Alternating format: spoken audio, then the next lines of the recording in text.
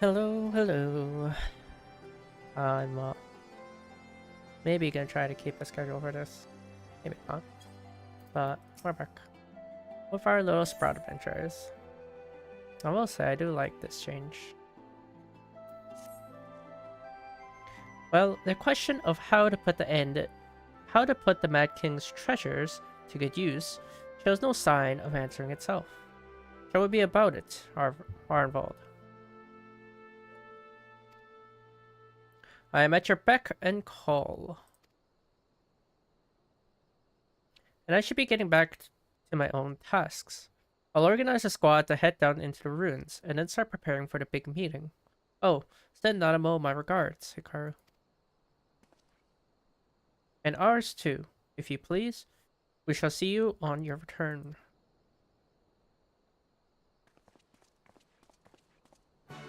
Not gonna lie, I don't quite remember what happened.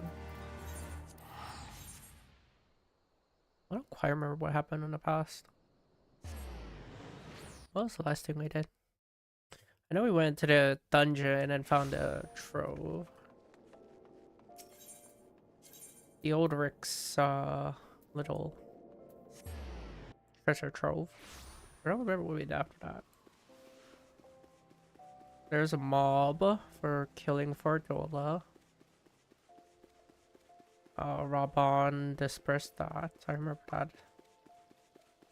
I remember what this part is. Why are we back in Ulda again?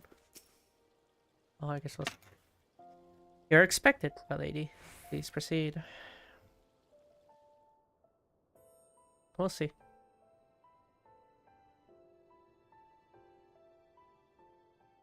I thank you for answering my summons in these most interesting times. You have been busy. You can say that, yes. The liberation of Alamigo will have far-reaching consequences, and there is a matter upon which I would seek your counsel.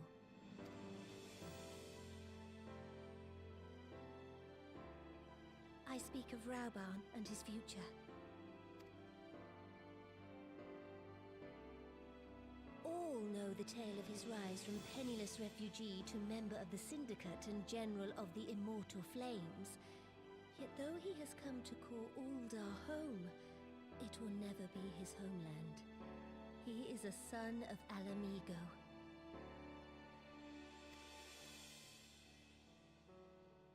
And now that she is free, I thought it only a matter of time before he sought my leave to return to her. Indeed, I had resigned myself to his loss. Suffice it to say, I was greatly surprised to hear him speak so lightly of handing over the reins in Alamigo and retaking his place at my side. I will welcome him with open arms, of course. He is my most trusted advisor and my dearest friend. But I have known the man a long time, and beneath that steely gaze, I spied a flicker of doubt.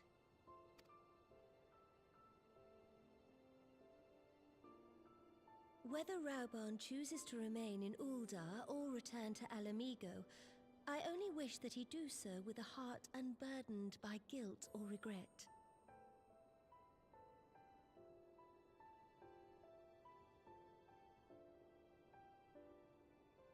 Yet, how can he freely make such a choice, knowing how much I depend on him?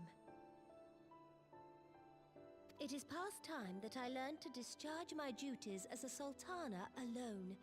I must go forth and see my realm with my own eyes, and hear the wind with my own ears. Might I have your company for a brief adventure?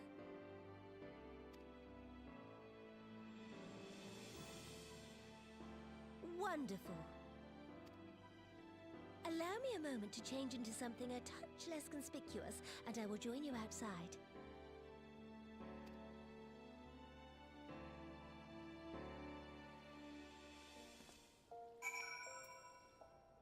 Speak with an animal outside the quicksands.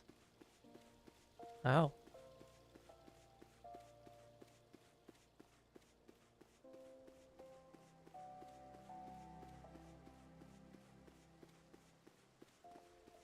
That place is interesting to say the least, I guess.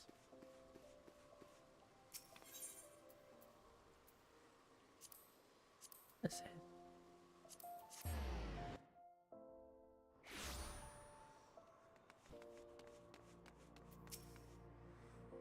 Perchance you remember Lilira? Lilira? A merchant's daughter. This is the persona I assume when I venture beyond the palace walls to observe my subjects unnoticed. Ordinarily, Papa Shan would accompany me, but for this particular outing, I need an advisor, not a minder. And that's why I requested your company. Over the course of your many adventures, you have met people from all walks of life, in every corner of Eorzea, and would make use of your worldly experience. Now let us be on our way. Our first destination is Stone's Throw, just beyond the Gate of Nald.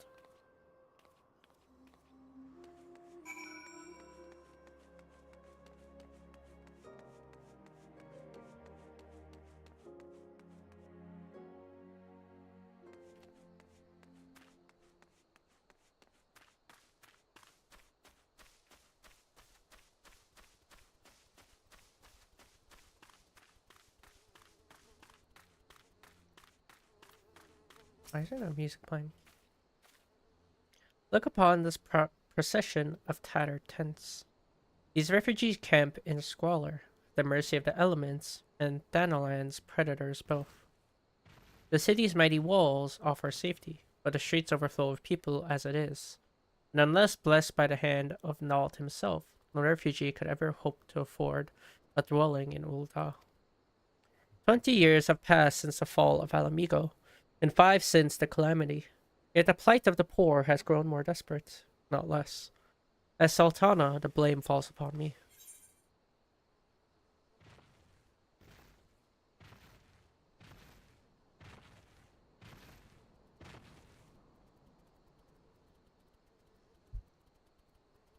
Your hands have been tied, Your Grace. Yes, my authority is limited, and that is an obstacle I must work to overcome. Shall we press on? But follow the road to the unholy air. Where the heck is that?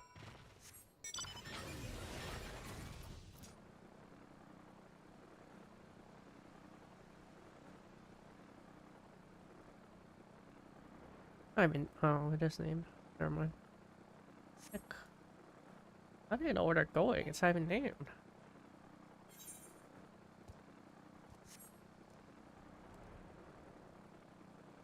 Oh, she's walking really far.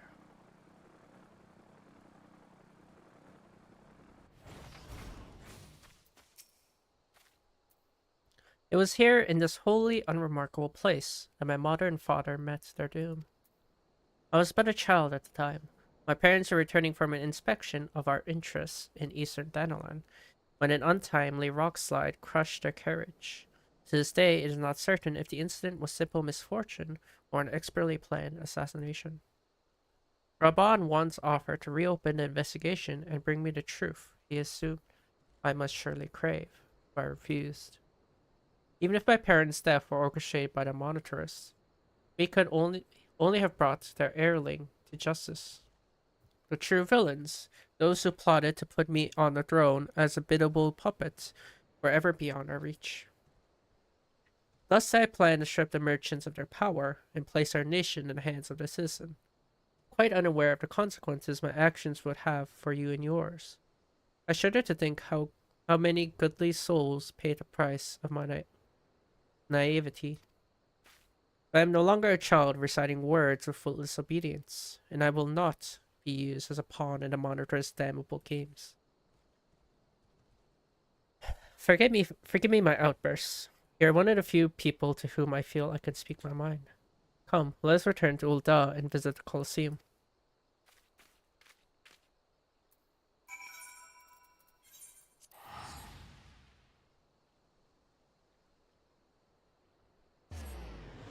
Well, it's nice that she trusts us enough to speak her mind. I think that's pretty nice. You're comfortable with someone to be able to speak your honest truth and not be judged over it. It's a very, very nice feeling.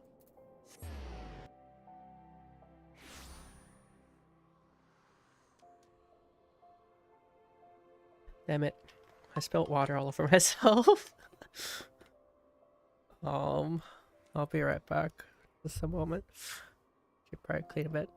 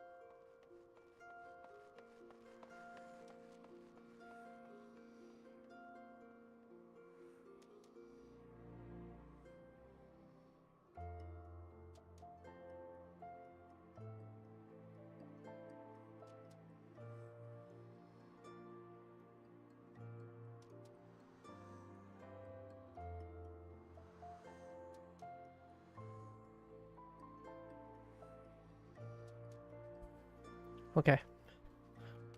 I no longer have wet clothes because I spilled the water on myself. Well, a bit unfortunate, but it is what it is. From the moment I became Sultana, I found myself thrust into an endless parade of document signings and ceremonies. For years, I simply signed where I was told to sign and sat where I was told to sit, blissfully oblivious to what any of it meant. Skasag? Thank you for the follow. Appreciate it. Yet one good thing did come from the ignominious chapter in my life. For it was during an official visit to the Colosseum that I first met Raban. The match I had been invited to attend was not at all what I expected. They had pitted the Bull of Alamigo against some dozen or so rival gladiators.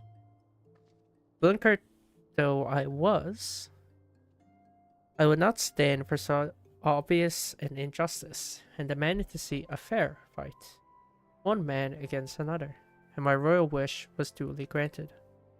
It was not until later that I learned of the gambling ring, which had arranged for Roban to die on the sands that day.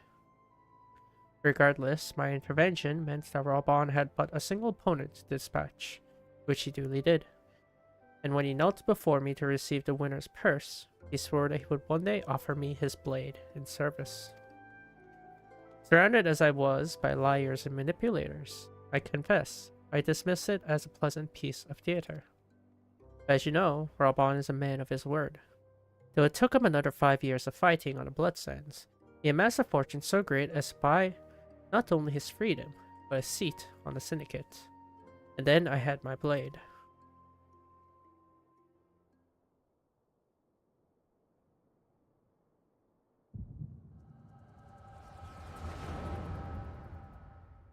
Oh, convenient time for the echo.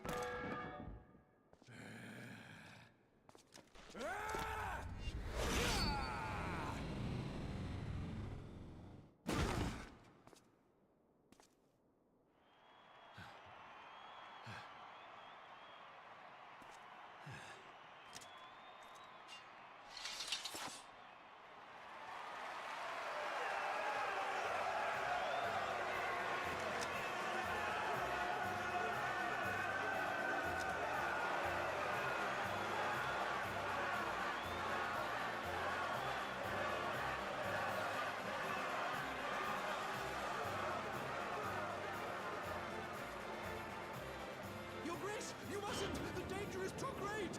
Please, your grace, come back! I beg of you! It seems you're the one who needs looking after, Master Chef.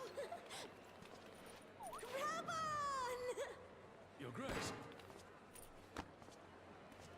I have kept the promise made. So you have, and in turn, so too shall I keep mine. With your winnings, you have become one of the 6 most wealthy souls in all Uldar, and so, as tradition dictates, Rauben Aldin, you have earned yourself a seat on the Syndicate. May your new station garner you still greater glories. I am honored, your grace, and vow to serve with every fiber of my being from this day till my last.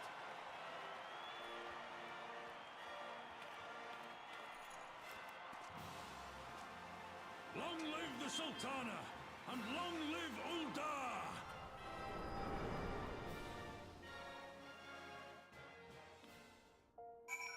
We got a vision of what she just explained. Words cannot well express what that man means to me. There are others who care deeply for my well-being, of course. Papa Shan's love for me is as that of a grandsire for his grandchild.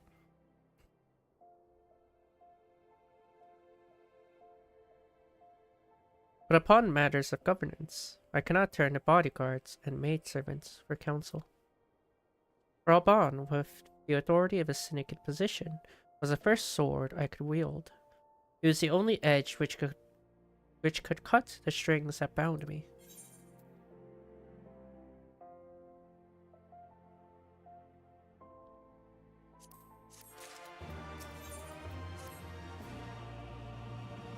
We must make haste. My absence will not go unnoticed by the Sultan Sworn for long, and there are other places I would visit. To the Arzenef Ossuary. Oh my goodness. No, the burial place, right? Yeah. Jeez, what a name.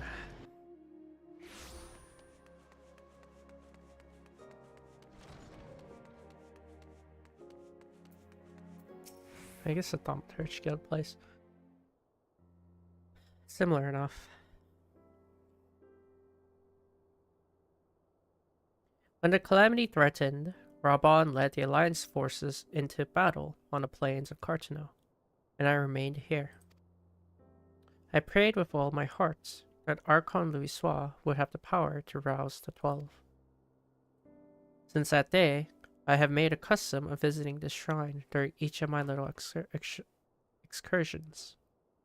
Here, I seek the blessings of Dal, reflect upon my choices, and ask myself if I'm fulfilling my duties as Sultana.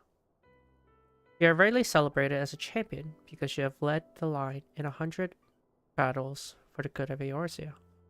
In much the same way, I believe the measure of a monarch lies in how she leads her people in times of adversity. If I am able to be a Sultana worthy of the name, I cannot turn a blind eye to the troubles facing Uldar. I've chosen my path, Hikaru. With Alamigo now freed from imperial chains, I finally see a way to aid the refugees.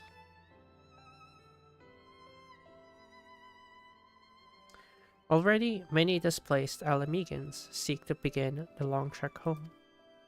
To facilitate that process, I have made a small contribution, an artisan school in Rogger's Reach. For any who wish to learn new trades. Realistically, however, it will take years for such training to yield tangible benefits. But we do not have years. These people will need shelter and employment if they are to survive, and this time, the Uldan Treasury shall provide.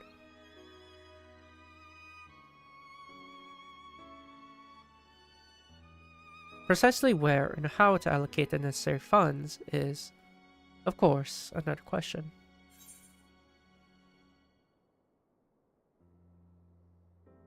Why not seek the advice of one who employs refugees? A wise suggestion, We have a visit to the Gold Saucer is in order. Its proprietor is a member of the syndicate, and he is one of the few who pays refugees a fair wage. I wonder, are you quite acquainted with Godbert Manderville? Ah, well, he's a most generous man, if something of an eccentric. Let's make our way to the landing, and I'll see that word is sent to the Gold Saucer. Godbert should be only too glad to receive us.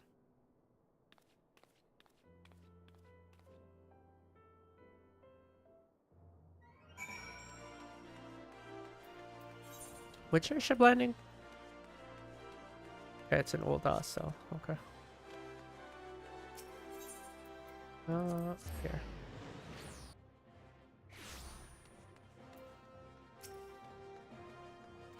I've ridden aboard a public airship before, but this shall be my first visit to the Golden Saucer.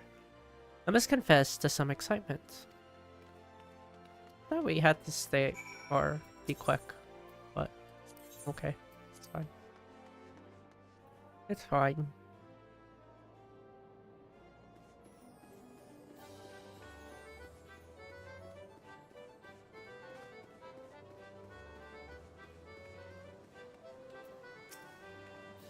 I'd heard descriptions of its splendor, yet I never dreamed it would be so bright and inviting.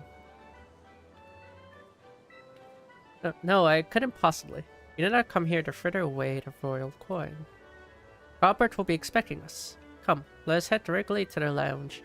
Ignore these gaudy temptations.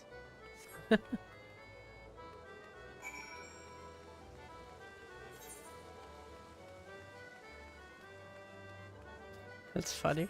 You don't even really spend gil. They kind of made the Gold Saucer that you just infinitely get points without much use of gil. So it's like, did he actually lose some money? I believe this is where we are to meet Lord Manderville. Shall we sit while we wait his coming?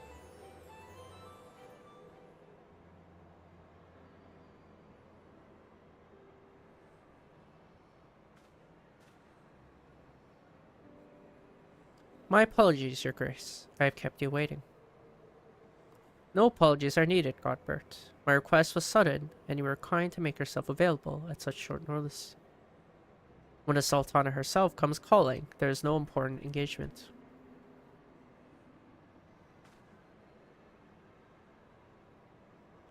As to the purpose of my visit, I would have your thoughts on how the Crown might best aid the refugees residing in Dandelion. You are aware, I am sure, that many of Alamigo's displaced sons and daughters long to return to their newly liberated homeland. And you are also aware of how they will suffer without shelter and work to sustain them. I would use our nation's wealth to spare them that suffering. What advice have you for me on the matter on how it might best be distributed?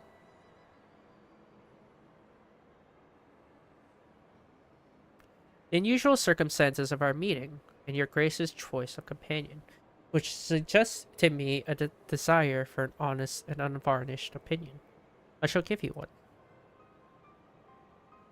My advice to you is stop taxing Ulda's wealth to save Alamigan refugees is a terrible, terrible idea.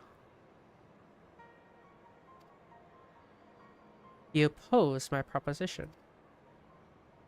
Most empathetically, I agree with your Grace that the refugees must have housing and employment. What profit is there for Ulda in this arrangement? Profit? After all you've done for Garibanya's displaced, I thought you were the very last person to seek to benefit from their misfortune. Forgive me, Your Grace, but you appear to be laboring under a misapprehension. It is a fine endeavor to support one's fellow man. I fear, however, that your stance is one born of pity. Your intent is to save the refugees, is it not?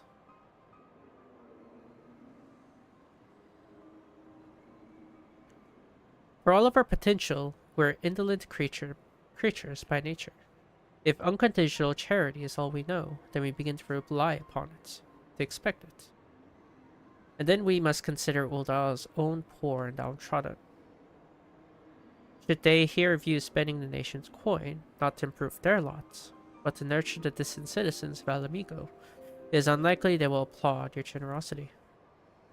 Certainly it is not your grace's intention to foster new resentment, but to spread goodwill.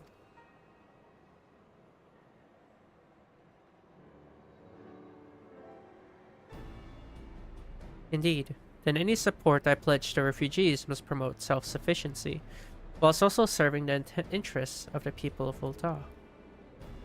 Exactly so.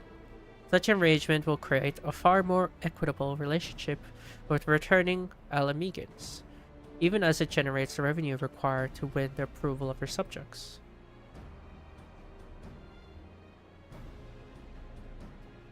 You have given me much to ponder, Lord Manderville. I thank you for your candor.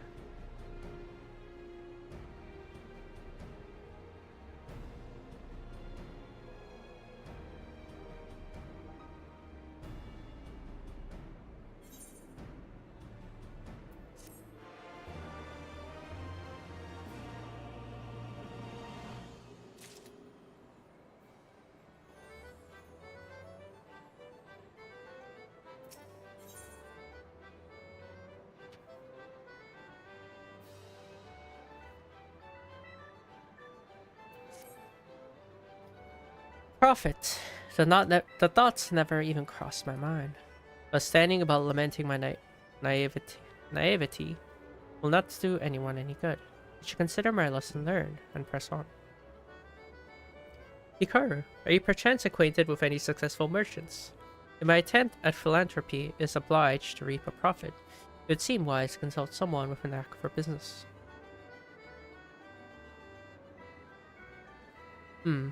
Ordinarily, I would not trust any agent of East Aldernar Trading Company, but if you hold this Hancock fellow in high esteem, I am content to be led by you. You may repay my faith by journeying to distant Kugane and speaking with him on my behalf. Eager though I am to visit those shores, I am not at leisure for a lengthy sea voyage. Now, assuming you will travel as adventurers are wont to do, I shall await your port by the 8th rite in Ul'dah. A fair journey to you, Hikaru, and a swift one, if you please.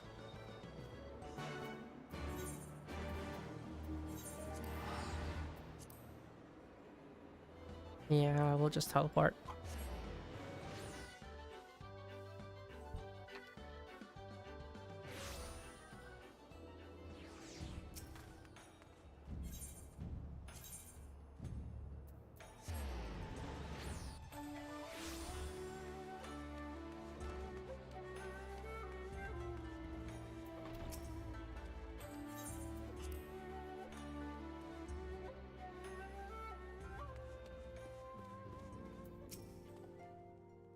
Hikaru, to what do I owe the pleasure?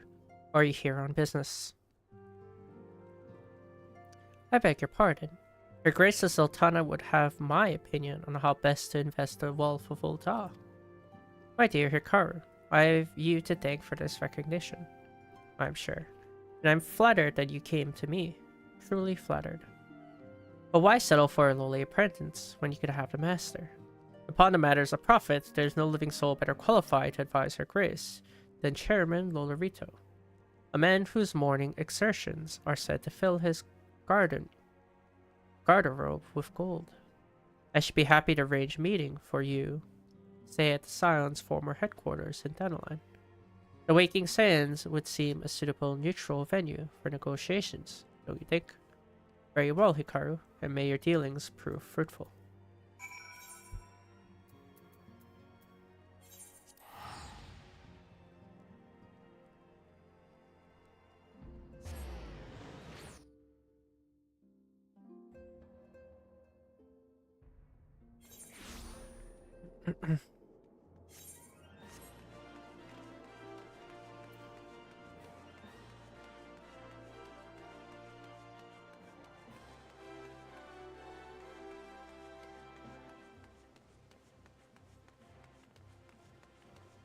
Where? Oh.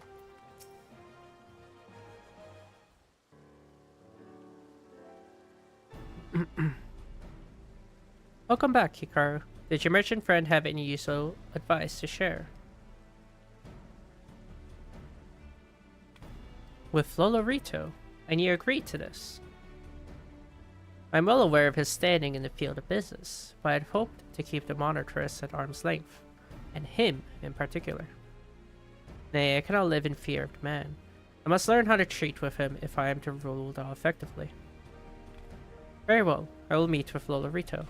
Let's go on ahead to the Waking Sands, and prepare for his coming.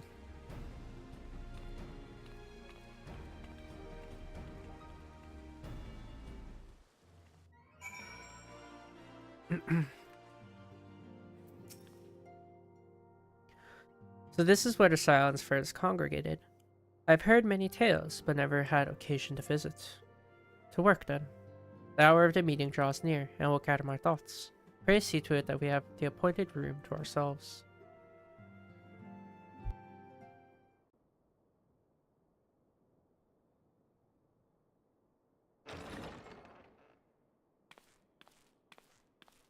A personal summons from the Scions. This must be important business indeed.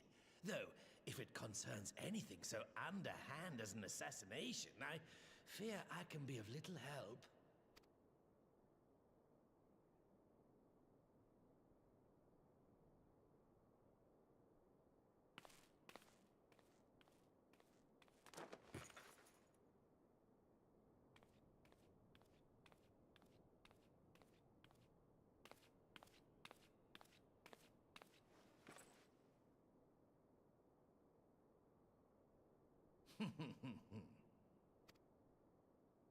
You have made your point. 'Tis indeed unsettling to find oneself seated across from an impassive mask.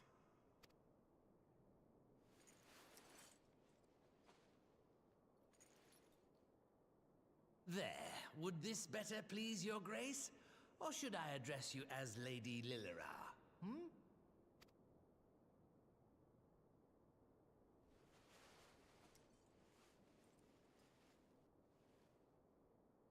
Nay, the deception has served its purpose. I'm glad to see you found amusement in my little jest, Lord Lolorito, but shall we proceed to the business at hand? By all means. I must say I am most eager to hear your proposal.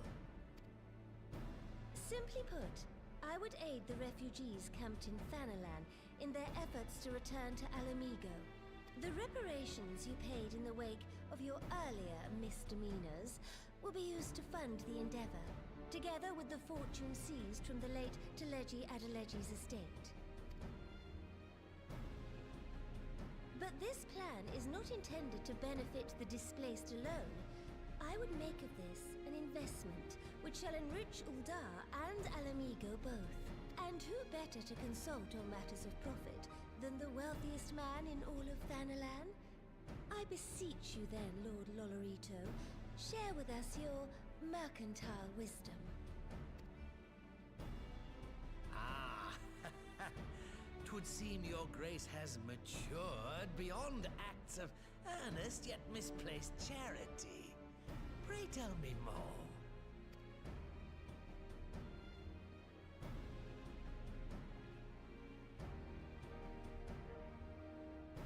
To summarize, in return for facilitating the repatriation of refugees and assisting in the establishment of new industry in Alamigo, you ask that a proportion of all subsequent profits be promised to Ul'dah.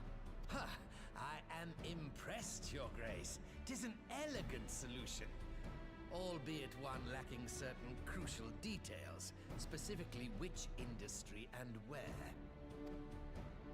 How swiftly you identify the weakness in my plan, just as I knew you would.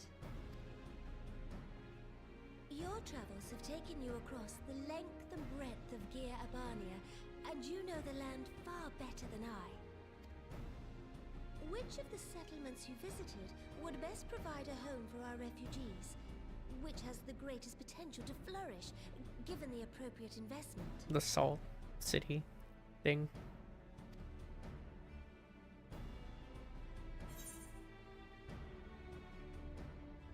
Sultry. Ah, yes, that desolate little village on the shore of Loch Seld.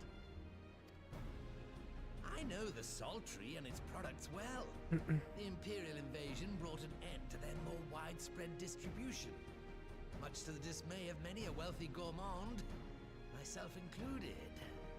Salt has ever been a transformative ingredient, and in this instance, I dare say, it could transform a modicum of effort into a mountain of gill. The local citizens will need to be consulted, of course, but I trust the East Aldenar Trading Company can be relied upon to provide its assistance in negotiating a mutually beneficial arrangement. Naturally, Your Grace. I shall dispatch representatives well versed in the extraction of this white gold and wring every last ounce of profit from its production. The Loch's bounty will contribute to Alamigo's enrichment, whilst easing the burden on the bull's aching shoulders, just as Your Grace desired.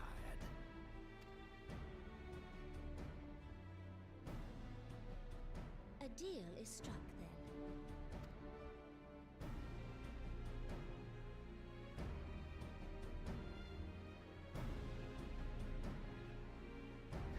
I don't remember Lilirito's face, I'm not gonna lie.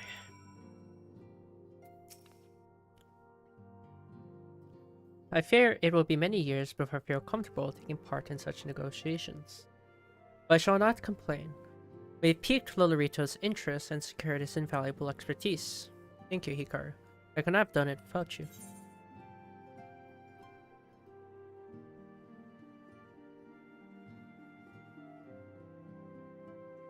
Wait, this is the same. Probably had different stats before. Our course is decided.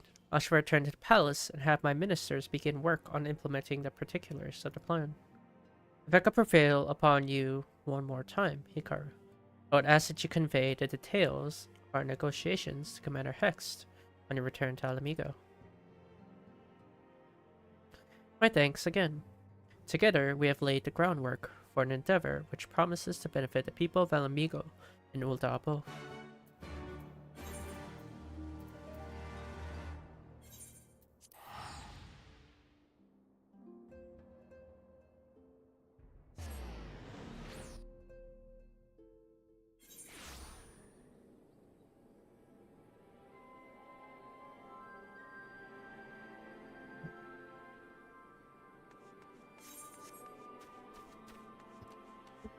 See.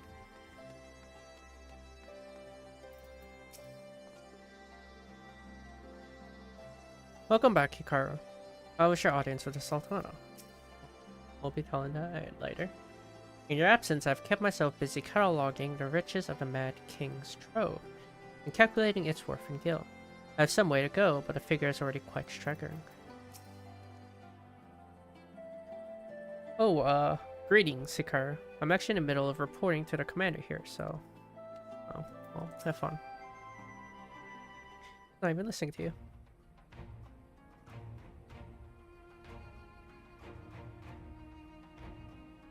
Hikaru, you're back. What did Nanamo... Oh, sorry. Are you allowed to talk about your audience with the Sultana?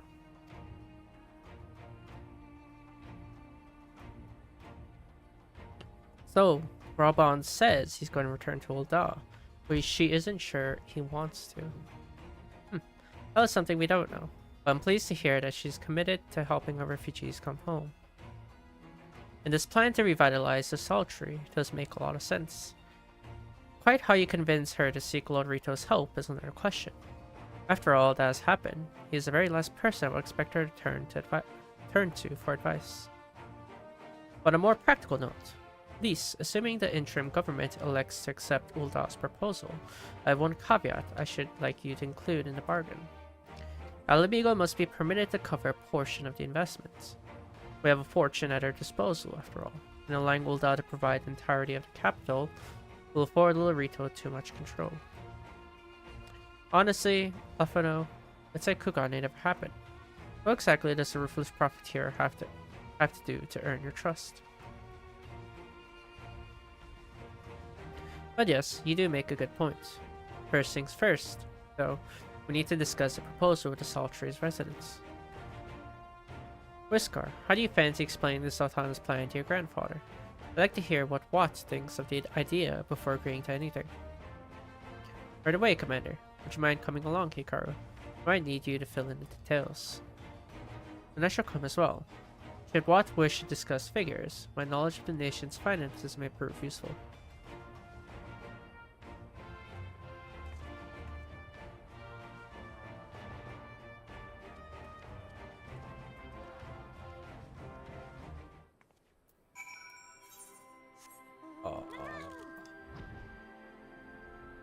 Oh gosh, why is it so far away? I didn't think it was that far away. Maybe it was. Maybe I just have bad memory.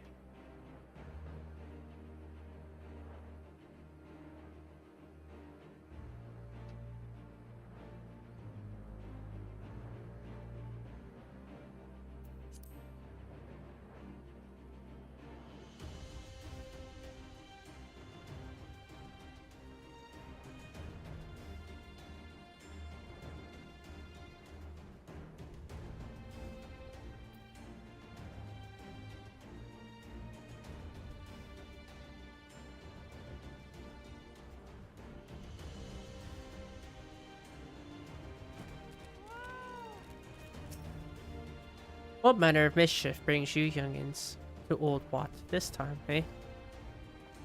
They want to rebuild Saltry, Grandad. Hikaru, tell them about the deal.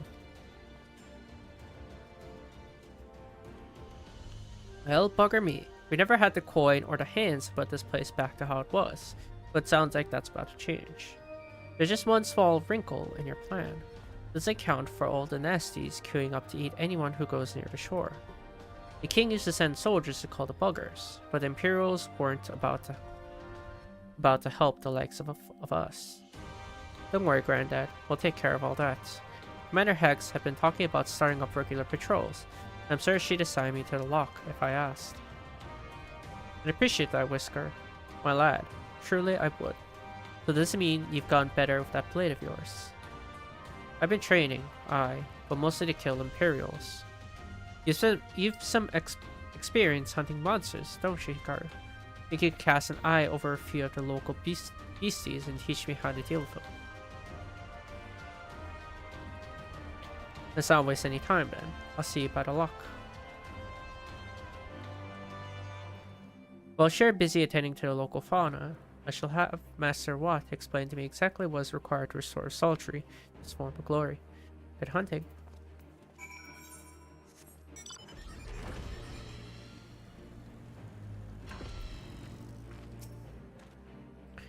Right then, Hikaru.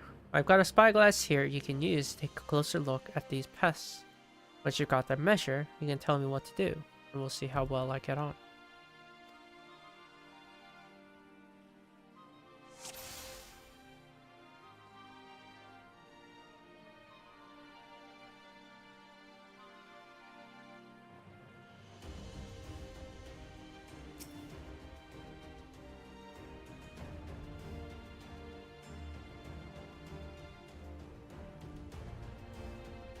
What am I looking for exactly? I mean, the legs look weak.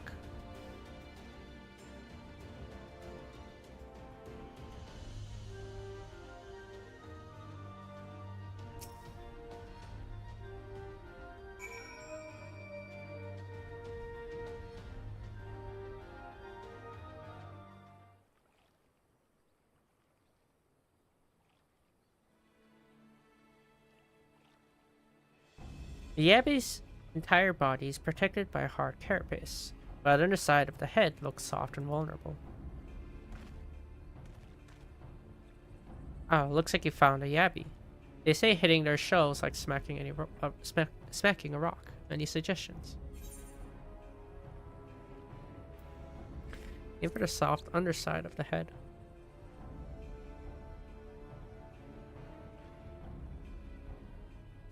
Vulnerable under the head, are they? Alright then, wish me luck.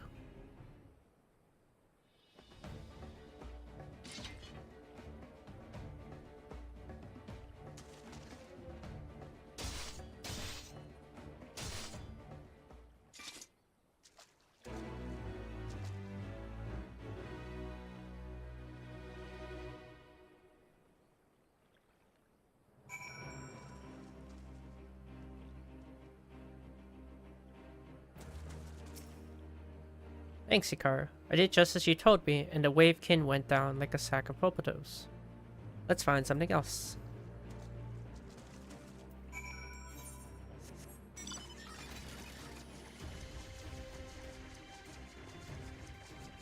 I thought the legs looked flimsy. They look like they just snapped like a twig.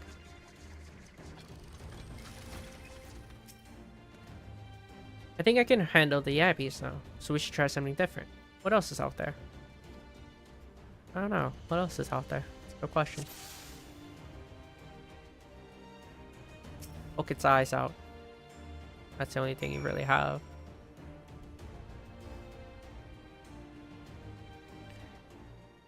Everything else is a rock. What do you want? Poke its eyes out, at least. The full bat's hands are large and powerful, but destroying its crystallized core should render the salt golem inanimate. You sense power pulsating from behind its brow. Ugh, a Phobad. How do I defeat one of those?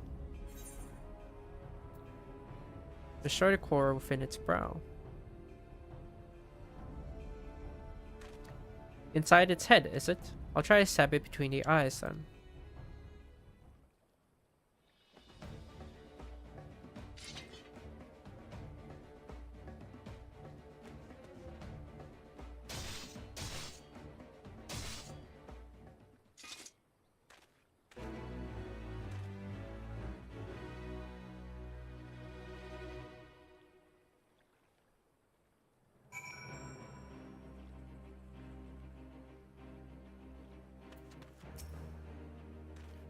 It's not easy fighting with the Liberator of Alamigo, watching your every move. But I got the job done. Thanks for the advice, Hikaru. I feel a lot better prepared for my patrols now. Any road, we should head back to the salt tree before Granddad starts to worry. I've been snipped into pieces and fed to Yabby's hatchling.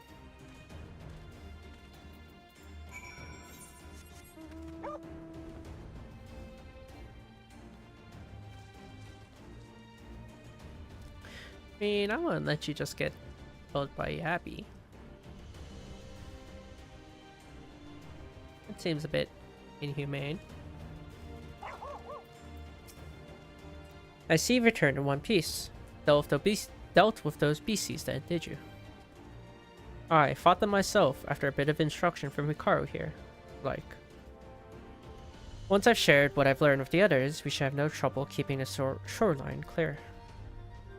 Good lad. A fine young man you've become, Whisker. A fine young man indeed. Too often of late I hear tales of folk over in the city, drunk on victory and hungry for revenge, their heads stuck firmly in the past. We need to set our sights on the future, on things which will improve our lots.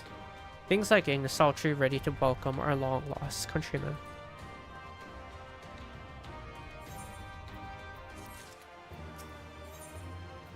Oh, there's no longer revenge to go for anymore. Oh. You have that going for you at least. It seems Whisker has the salt tree security well in hand. I, meanwhile, have discussed the next steps with Master Watt and completed my inspection of the site. With a little work, the vacant buildings here could be made into very presentable dwellings. Message from General Alden. Apologies for the interruption, miss, but the General would speak with you at your earliest convenience. Do not feel obliged to wait around on my account. Remain here to hammer out the final details of what, and act as an intermediary with our business partners in Ul'dah. You should go. General then asked that you wait for him by the main gate in Alamigo Quarter. My apologies again, miss. Very well.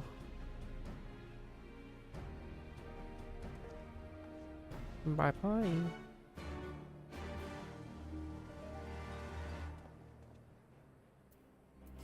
Oh, time to go back.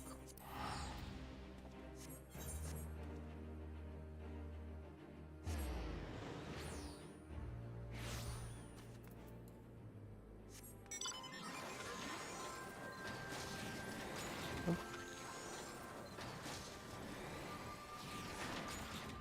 Oh, it's too big.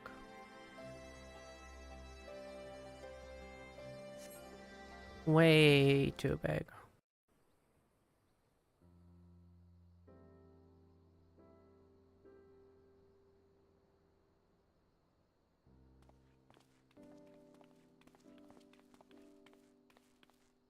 Apologies for the wait. No problem. People are screaming for the butcher's blood again. No sooner have we broken up one mob than another forms. Thankfully, all have been amenable to reason, thus far. But it is no concern of yours. We must speak of the men Arenvald and his comrades apprehended in the peaks. By their uniforms, the captives were first judged to be Imperial troops. But after further investigation, their true identities came to light.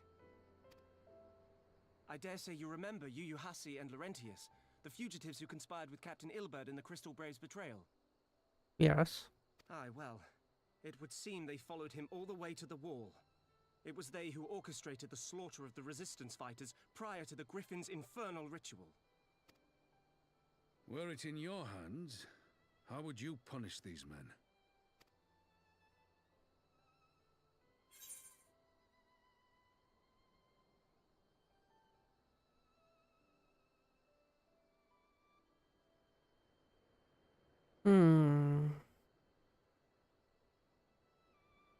Capital punishment versus not capital punishment.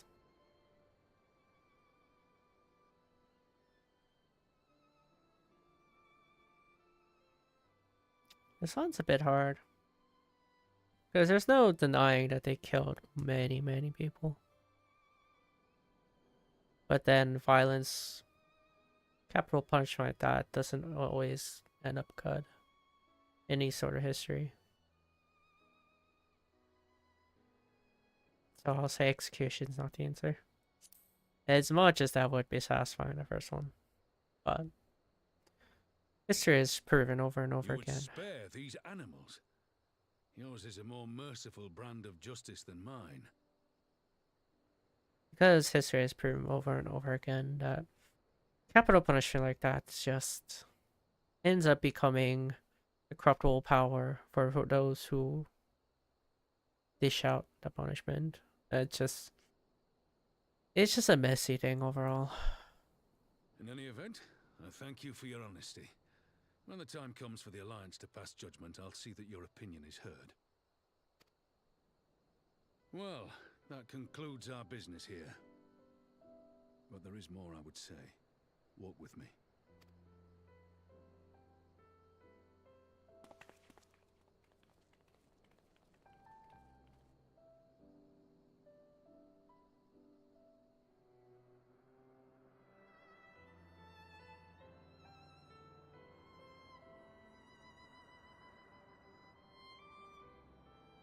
I bear a share of the blame for Ilbert's atrocities.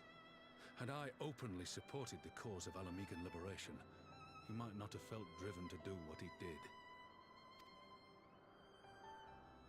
Things could have been different, and I'm sorry they aren't.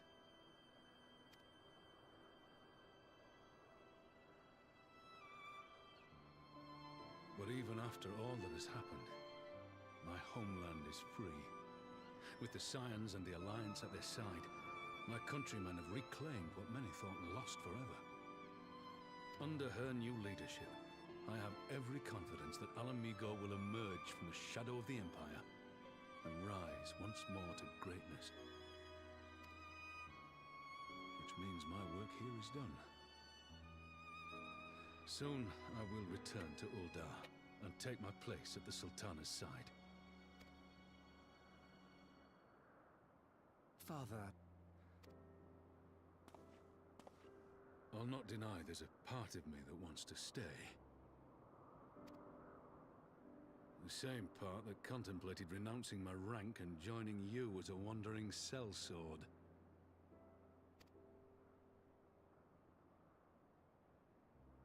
But I pledged my blade to Nanamo, and I will not betray that oath. Is this truly what you want, Father?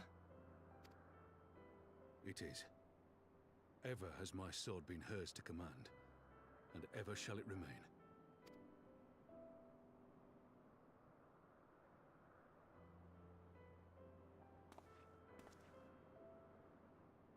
Thank you for lending an ear. When all the rest are clamoring for me to stay, I trust you'll send me on my way.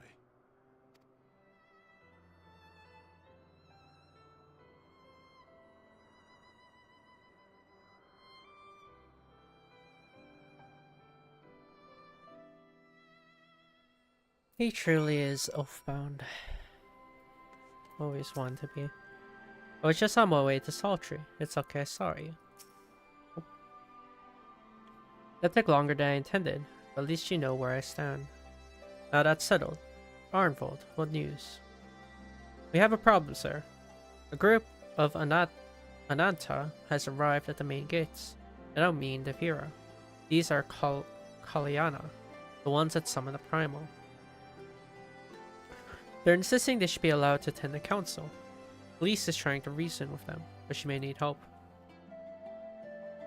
An invitation was extended to all the native beast tribes, but we assumed the Kalyana would refuse it out of hand. We had best go and see for ourselves. Pippin, take command of our forces and be ready for battle. Hikaru, you've dealt with this Kalyana before. I'd have you at my side.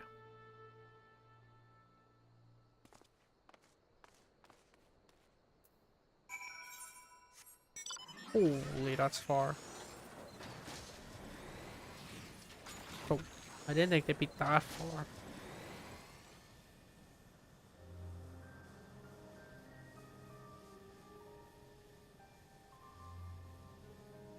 That's very weird that Alamegan headquarters is here, but Alamigo is up here.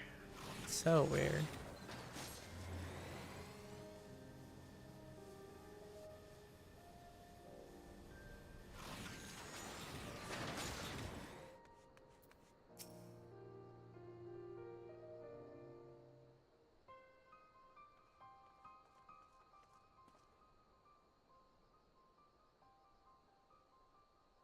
Hikaru, Raban. God, it's good to see you. Ah, the Slayer has come. We had not forgotten how you sinned against the Lady of Bliss. We did not come here to shed blood. We claim to seek harmony with all who call Giribania home. If this is truly your wish, you will welcome us as envoys of the Ananta. It is our wish, and you are welcome, but we cannot condone the summoning of primals. If you want to enter the palace, I must ask that you first surrender any crystal jewelry. You have my word that it will be returned to you when the meeting is over. We'll do as you ask, but you will not have our weapons. We are not so foolish as to place ourselves entirely at the mercy of our tormentors. I reckon that's the closest we're going to get to a compromise, and we will have people standing guard. Aye, let them keep their swords. Then we have an agreement. Lead the way to your meeting chamber.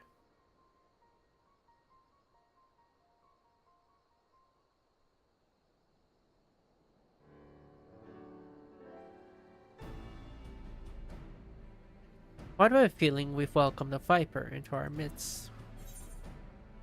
Well, you invite a snake into your midst. Not necessarily a Viper. You know. 370. That is indeed better. So we'll use it.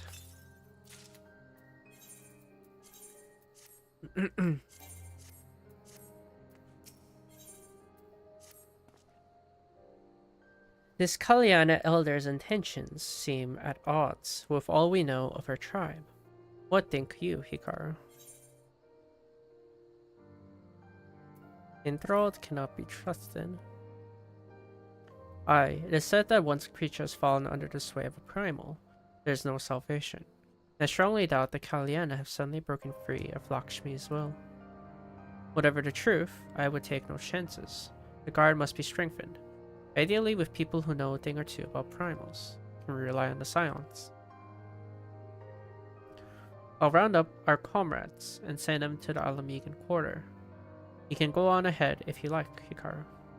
My thanks. I will see you in the palace.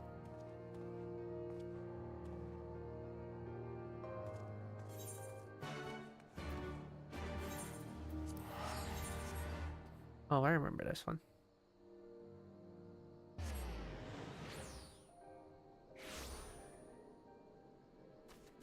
This one came back to me. I remember what this one is.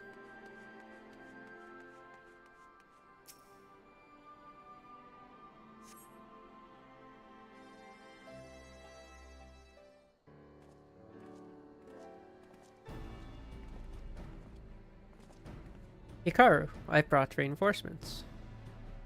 Arnvald told me of the arrival of an unexpected guest, and I agreed that it would be prudent to call upon Y'shtola and Thancred as well.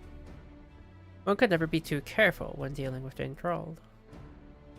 I'm not familiar with the Kalyana tribe myself, but Elise's report suggested that they shunned contact with other races. Despised it, in fact, even compared to other Ananta. Indeed, this apparent reversal in attitude is most curious. No one expected a response to our invitation, much less an envoy, and imagine Lise was forced to make some rather hasty arrangements in order to accommodate them. Speaking of which, how should we deploy ourselves? If the meeting is to be held in the throne room, it would seem wise to have eyes both inside and outside the palace.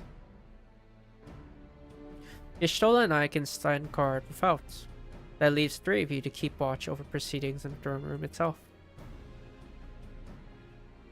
Understood. We should join General Alden inside then. Oh, shoot. I did not mean to skip that. Arnvald said, Hikaru, how do you know? Do you know of the rear entrance to the palace? It's on the eastern edge of the city, at the top of the stairs. The guard there should have been instructed to let us pass. I did not know about the rear entrance. Thank you for letting me know. Even though the map tells me. Thank you anyways. I appreciate it. Leave external security to us, Hikaru. I scattered around the palace quite extensively while I was searching for Crow. I know the lay of the land. As fortune would have it, I was visiting Rauger's Reach to look in on Alice. She sends her regards. The rear entrance to the palace is just up these stairs. The guard should wave us through. If we could somehow come to an understanding with the Kalyana, it would represent a great step towards resolving a primal dilemma in Alamigo. I only hope they are sincere in their intentions. They aren't. Hear the sounds, miss. General then left orders that you were to be escorted inside, if you'll follow me.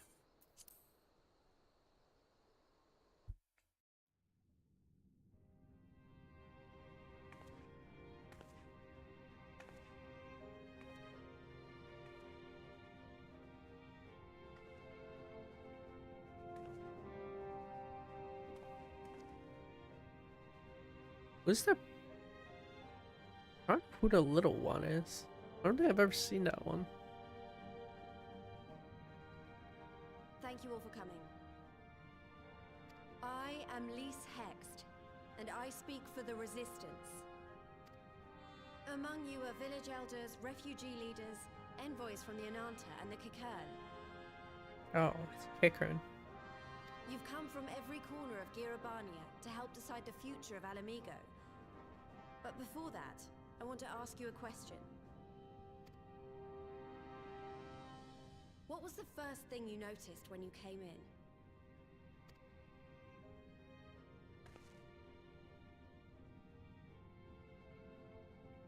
For me, it was that empty throne.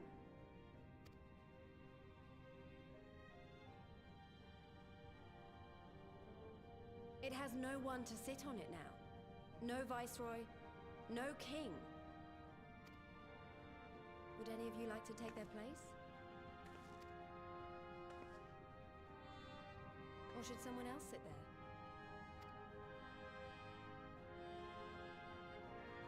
Then let's sit here in a circle, as equals, and I hope, as friends.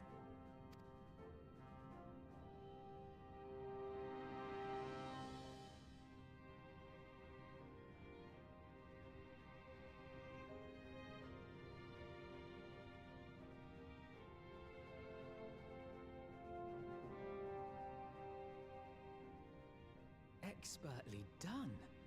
Lys has removed monarchy as a choice early in the game and positioned them to consider a joint government. All things considered, I would say events have got off to a fine start.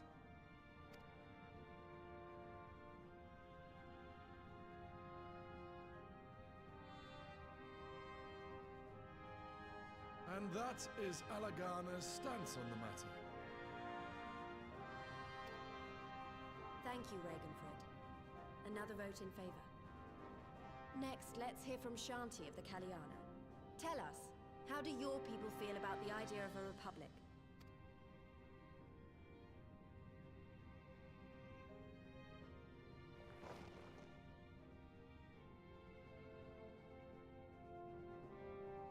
Yananta, wish only that those who dwell within Gir Abania devote themselves to our faith. You shall all worship Sri Lakshmi!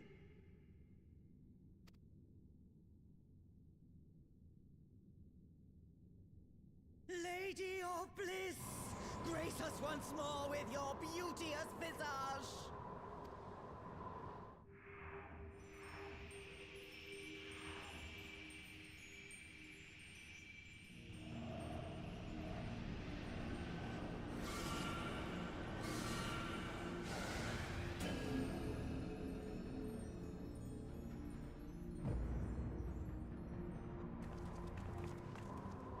This can't be happening. No crystals were allowed through the door.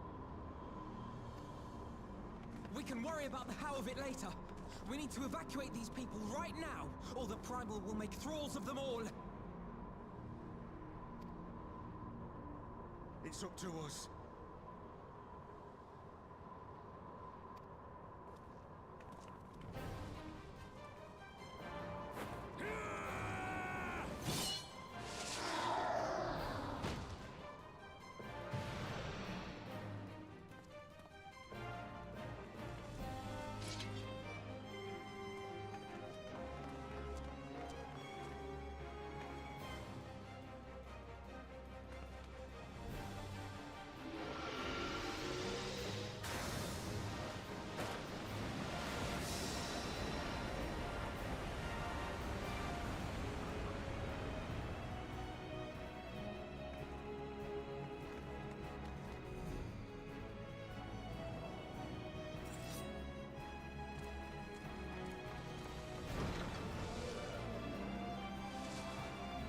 Gods damn it!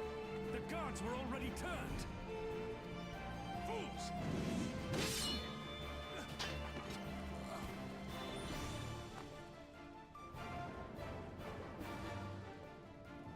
No, you don't! The Kaliana would see us all enthralled. Then they're going to be sorely disappointed. We have the Warrior of Light and Arenvold to shield us. Aye, but they can't well defend your guests and attack the Primal, can they? We're stuck on the back foot.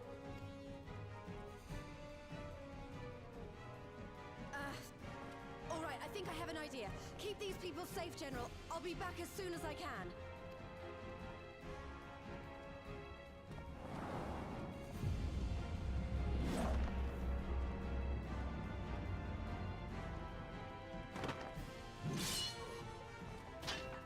Ah, whatever she's about, you'd best make it quick.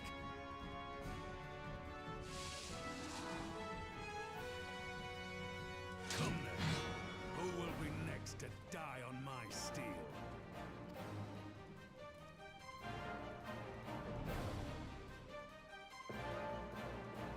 I just realized it's. Oh, I guess. I guess Alphina's there. I was gonna say, it's like one person guarding them all. How do we fight her without leaving our allies wide open? We can't stay on the back foot forever. No, damn it. If I think like that, we've already lost. I have a Warrior of Light at my side. We can do this. Isn't that right, Hikaru?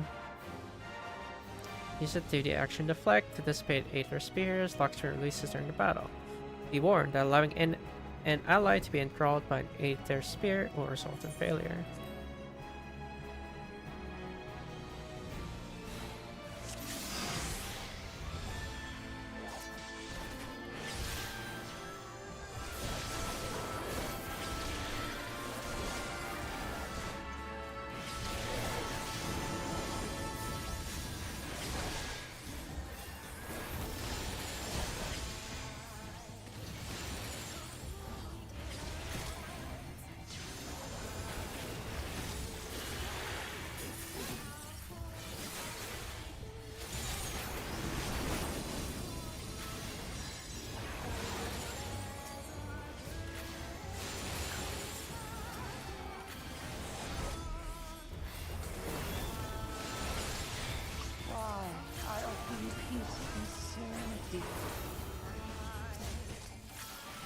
We.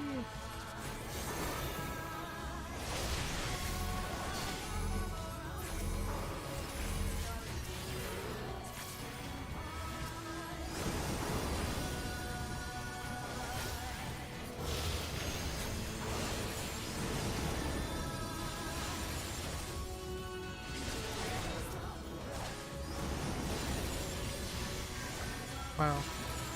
I don't have much time to pass anything else, huh?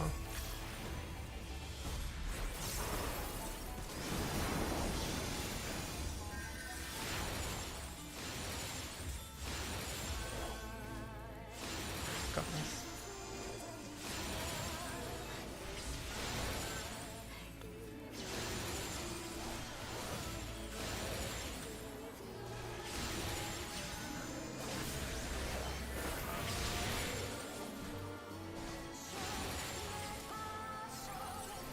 Wow. Oh shit. I didn't see that one. Whoops.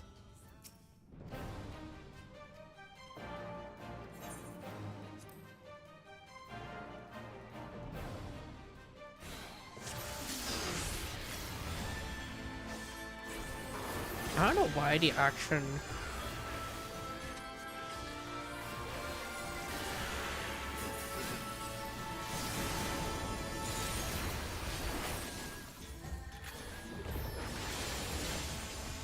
it just wow, it counts as a GCD basically.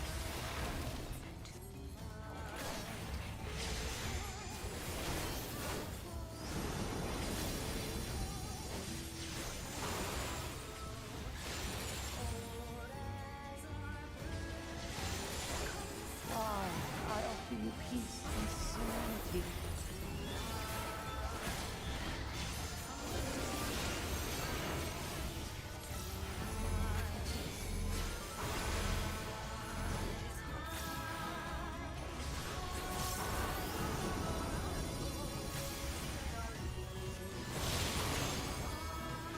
Ow.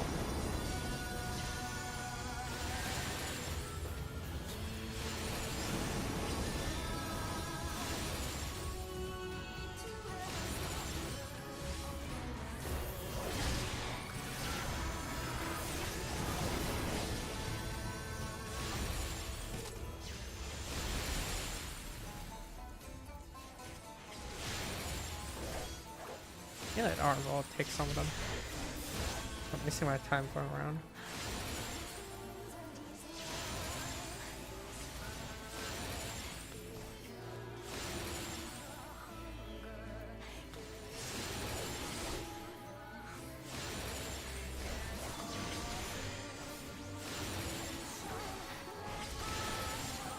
I shall free you from your hate.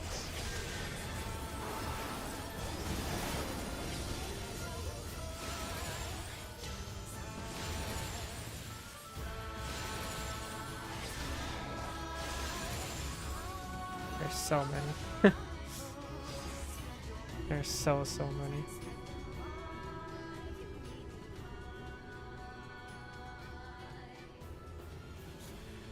Damn it all! It's only a matter of time before we miss one.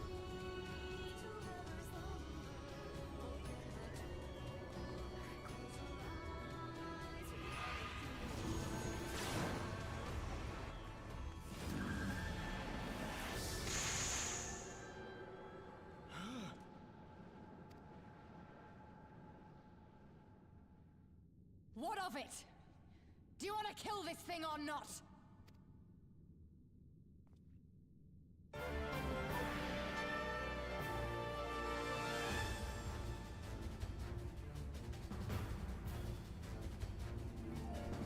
Gordola.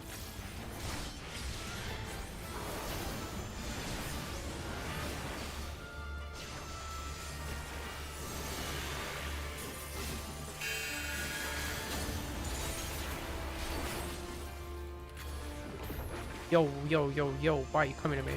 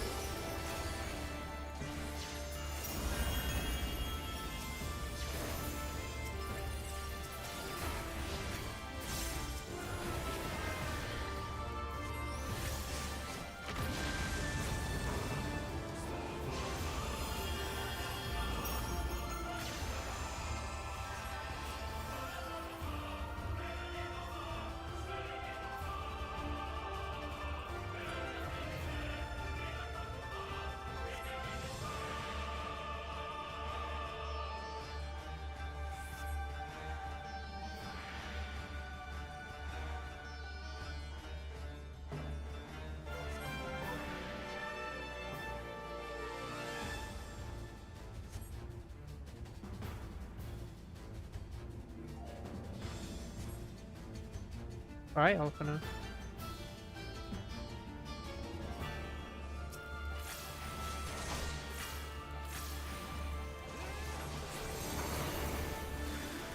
We kind of gave up our own healer, though.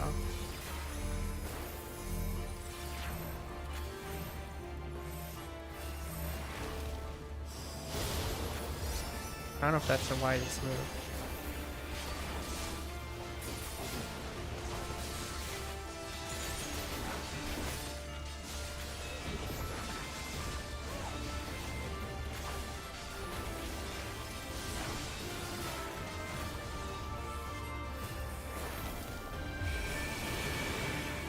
Hey, my 2 minutes.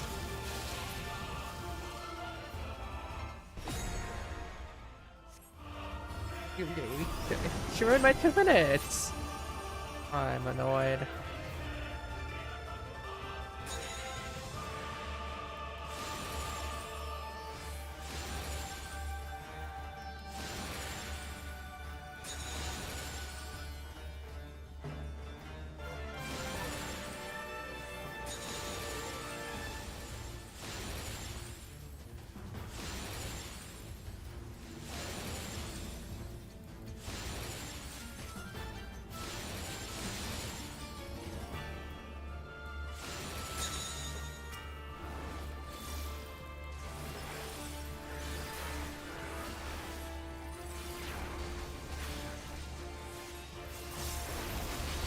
Can't believe she stopped me for 2 minutes. I can't believe it. Do not your souls weigh heavy?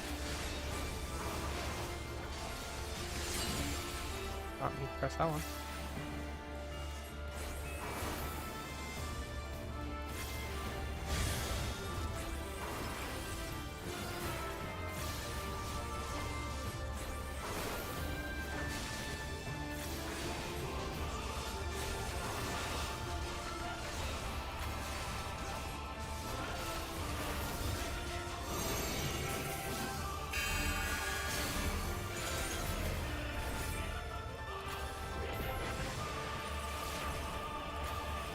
I'm staying in the box.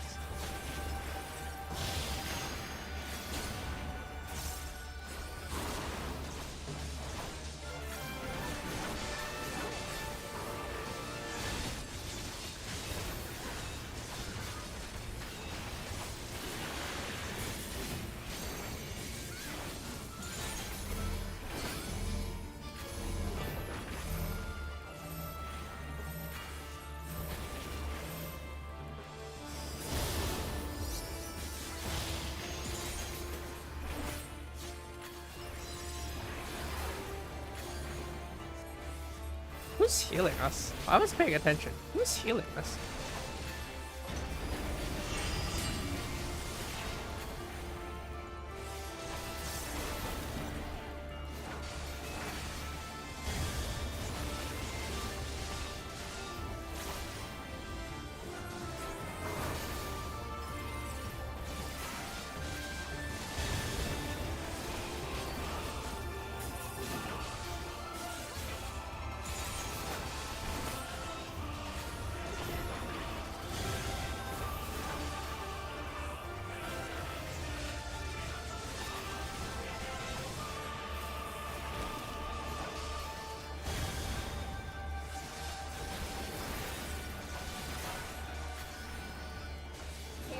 Fuck, I'm trying.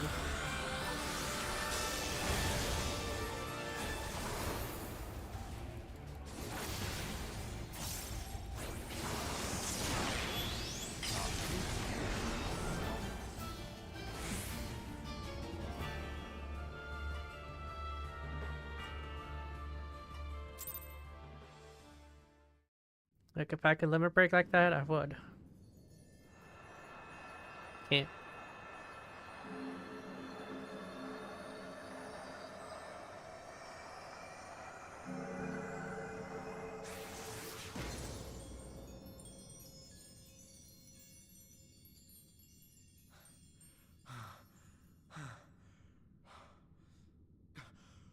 We did it!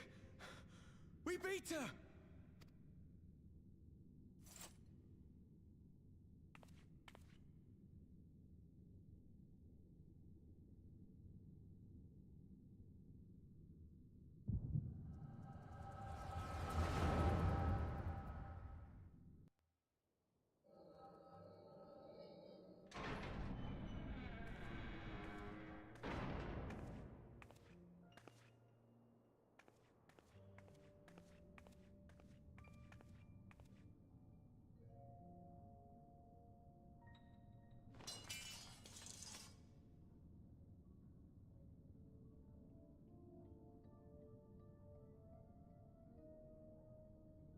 What is this? I'm only gonna say this once. The Ananta just summoned their primal in the throne room. My friends are fighting her, but they need help. They need someone with the Echo, and by the gods, I wish I had it, but I don't.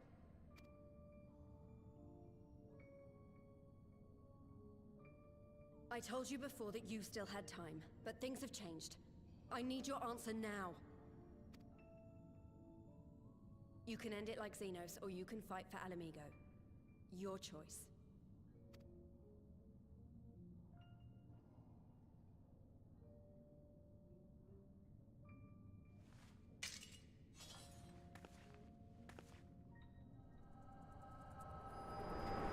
I just realized what she said. I just realized what she just said. You can end it like Xenos, or you can fight for Alamigo. Yo. That's a line and a half, I'm not gonna lie.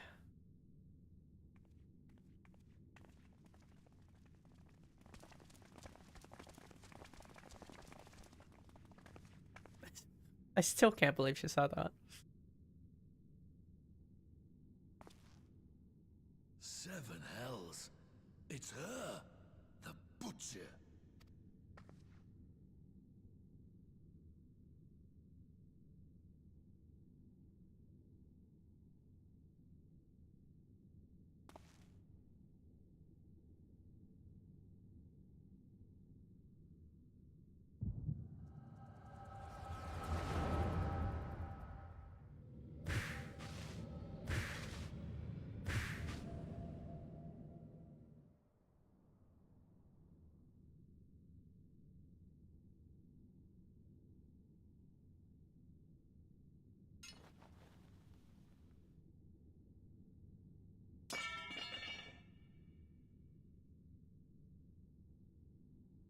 It's done. Take me back to my cell.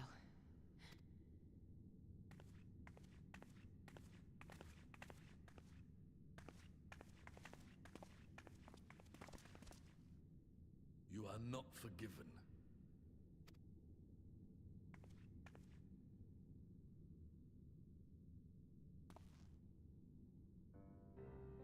Not you.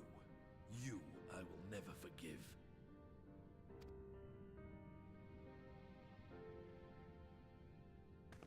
But I will thank you.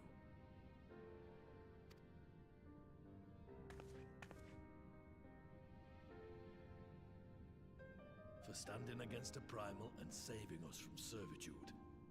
You have my thanks.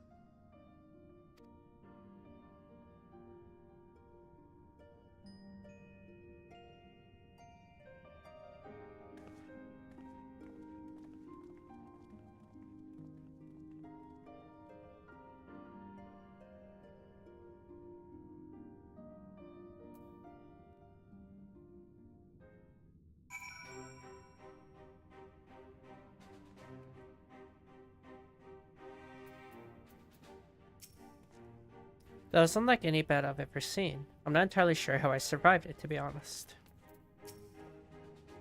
One wrong step and I've lost my will to that fiend for the rest of my days. This is a sobering thought. Lise is certainly living up to her own ideal. Not every commander would choose to enlist a former enemy's aid in battle. I think I shall make a habit of checking for primal influence before our meetings from now on. Not a bad idea. We encountered our fair share of enthralled outside the palace. Enough to delay us from lending you a timely hand, I'm afraid.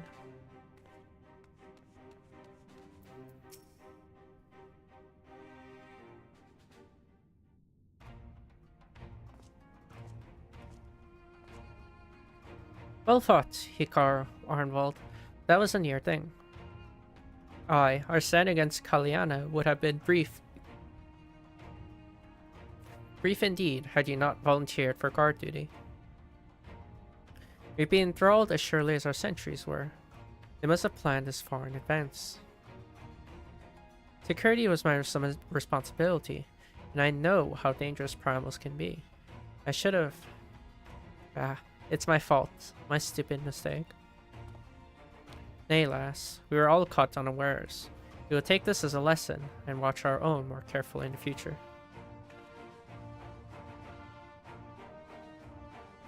You can be sure that the lackeys who smuggled the crystals into the throne room weren't the only thralls in our ranks. The soldier who first spoke up in favor of the Kalyana keeping their weapons sprang to mind. A primal servant is betrayed by his aura. If you mean to conduct an investigation, I can identify any others acting under Sri Lakshmi's influence. Thanks, Y'shtola. We'd appreciate the help. Speaking of help, I almost fell over when Fordola turned up. What was she even doing there? I asked her to come.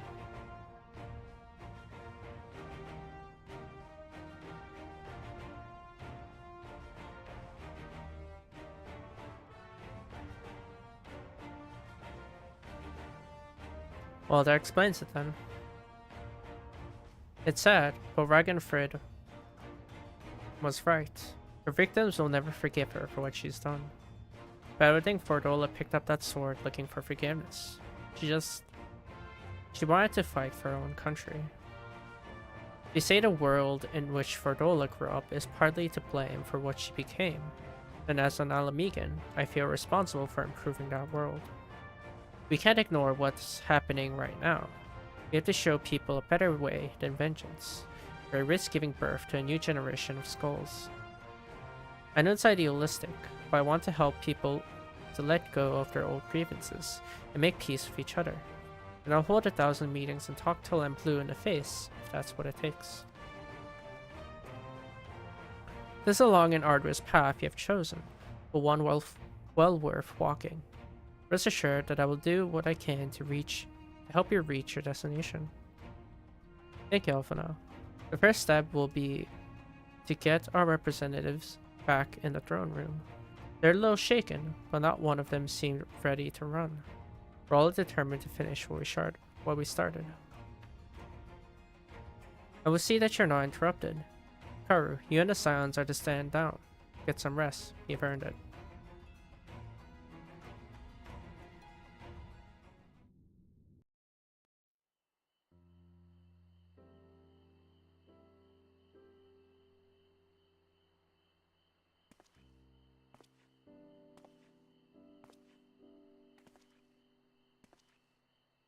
A fine spot to contemplate the heavens.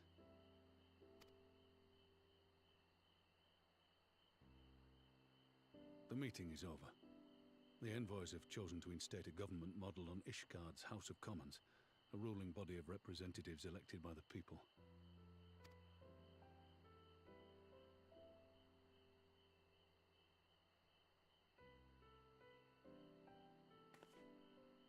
It is a fair decision, and one which signals the end of my part in all this.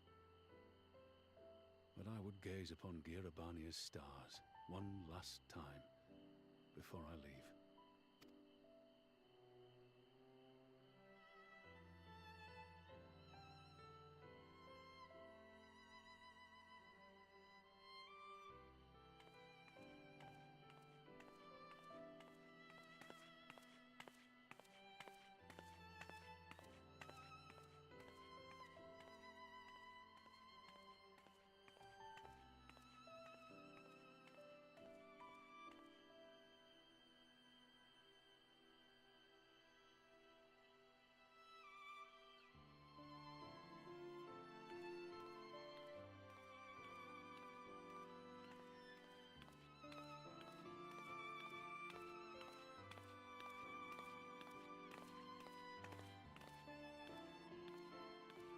Forget something?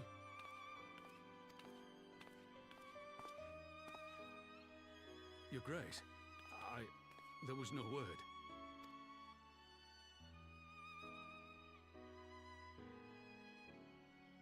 Raubon Aldin, you are hereby dismissed as General of the Immortal Flames and relieved of your seat on the Syndicate. But, Your Grace... Raubon, I am no longer a child. Stay here in your homeland. Work with your brethren. Rebuild Alamigo. You desire to stand alone. I understand, but remember what happened. I remember full well the consequences of my naivety, and thus did I consult at length with a most trusted advisor ere I embarked upon this course. A most trusted advisor? And what of me? Am I no longer deserving of your confidence?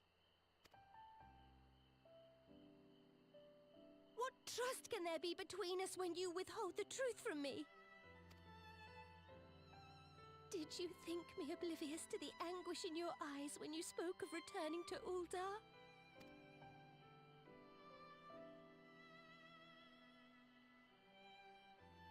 For years and years, we have trusted one another. Yet now you refuse to confess your heart's desire? I swore an oath to you that day on the sands. I pledged my sword. And it has served me well. But in Pippin you have forged a new sword, as sharp and deadly as the blade you bequeathed him. I will show you a sultana who can wield every weapon at her disposal, including Lolorito and his monetarist cronies.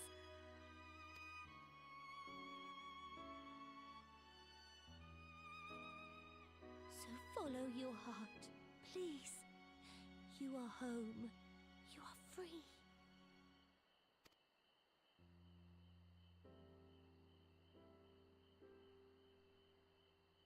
Nanamo.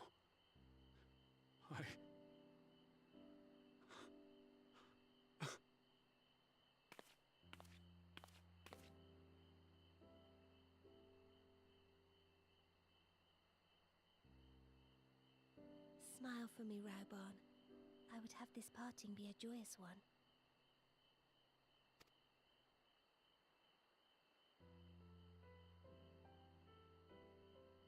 Thank you, Your Grace.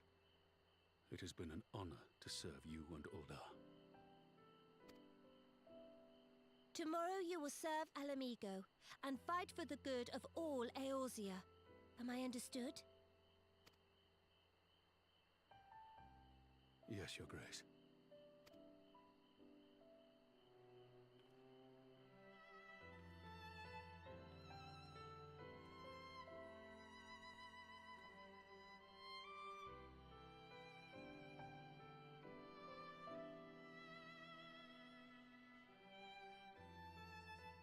I will say, Nanamo's voice actress,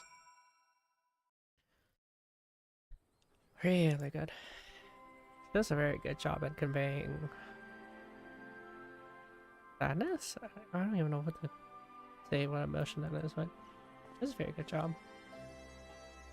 Very good job. I went to see Fardola in her cell again.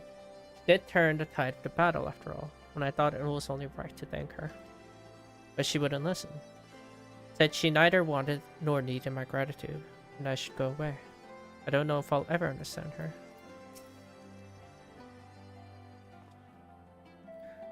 Arnvald is of an age with Fardola, both of them born Alamigan. One never wanted his Garlean blood, and the other tried to become Garlean, but could never be. Similar, yet opposite, which would go some way to explain the tension between them.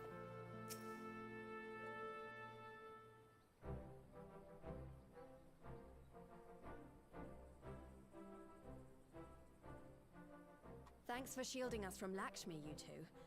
If you hadn't been there, the rest of us would be worshipping her by now. You're kind to include me, Lise, but we both know who did most of the work. I could scarce keep track of the battle, let alone land a telling blow.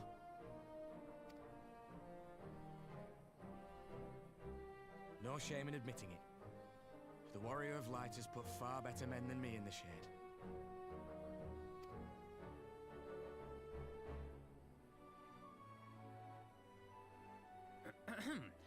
Did I mention that I encountered the Sultana in the palace? It would seem Her Grace has come to Girabania to oversee the final stages of her relocation project. She was in search of General Oldin, and I directed her to the rooftop garden. I do hope he was still there. Are you in the habit of gossiping about the affairs of royalty, Master Leveilleur? Certainly not, Your Grace. I was merely informing my companions. Be at ease, Alphino. 'Twas only a jest.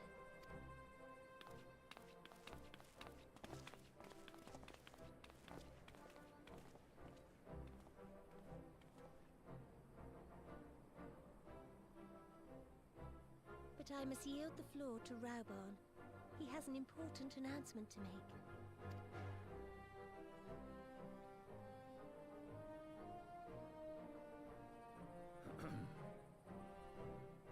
As of yesternight, I have been relieved of my post in the Immortal Flames and the Syndicate both.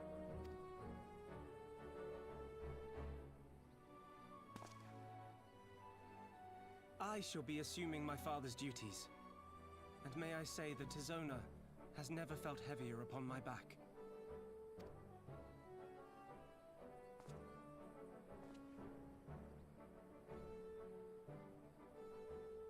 Twould seem I am in need of employment. Mayhap one of my old acquaintances can introduce me to a mercenary company or some such.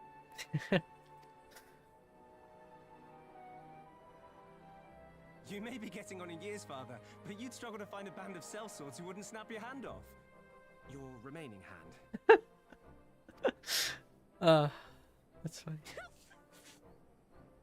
Yes, the Bull of Alamigo need not be put out to pasture just yet.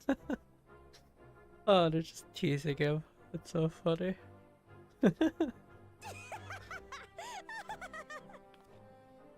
Your Grace has developed a wicked edge to her humor, and you, Pippin, would do well not to laugh when the future may hold the same for you.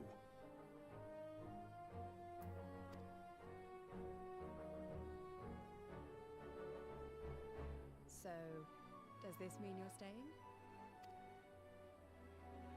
Aye. That seems to be the way of it. I would be glad to aid you in rebuilding our nation, if you'll have me. If, he says. Welcome home, Raubarn.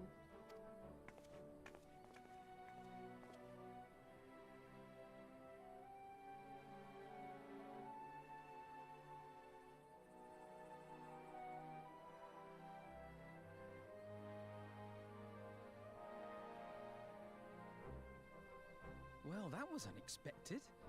Though you seem distinctly unsurprised.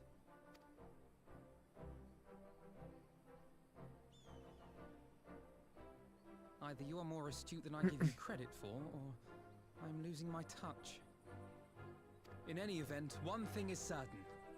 Alamigo will rejoice at the homecoming of her dearest son.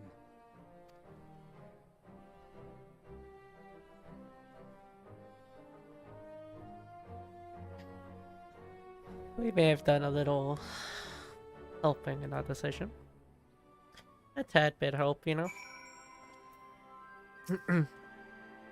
These must be overjoyed to know that General Din is staying. I suppose I shouldn't call him General anymore. Raban is a veteran of 100 battlefields. These can ask for a more reliable ally to have on their side. I've asked enough of you, Hikaru. My only words for you now are those of gratitude. I must assume Father's responsibility without delay, lest our rivals, both inside and outside Ul'dah, treat his dismissal as a window of opportunity. Rest assured, they will find Tizona's edge just as sharp in my hands. It seems my road has come full circle. I appreciate the support you showed for my earlier decision, overruled though it was. I think it's about time I headed back to Rogger's Reach. What's next for all of you? Alize will be eager to hear of recent events, so I shall join you if you've no objections. I'd welcome the company. Hikaru, why don't you come along to the Reach as well, once you said your farewells to Nanamo and the others. On completion of this quest, you will be able to access the palace rooftop gardens by speaking to the Royal Menagerie attendant. Oh, we don't even have much to say. We didn't even talk to them. Anyways. Bye-bye.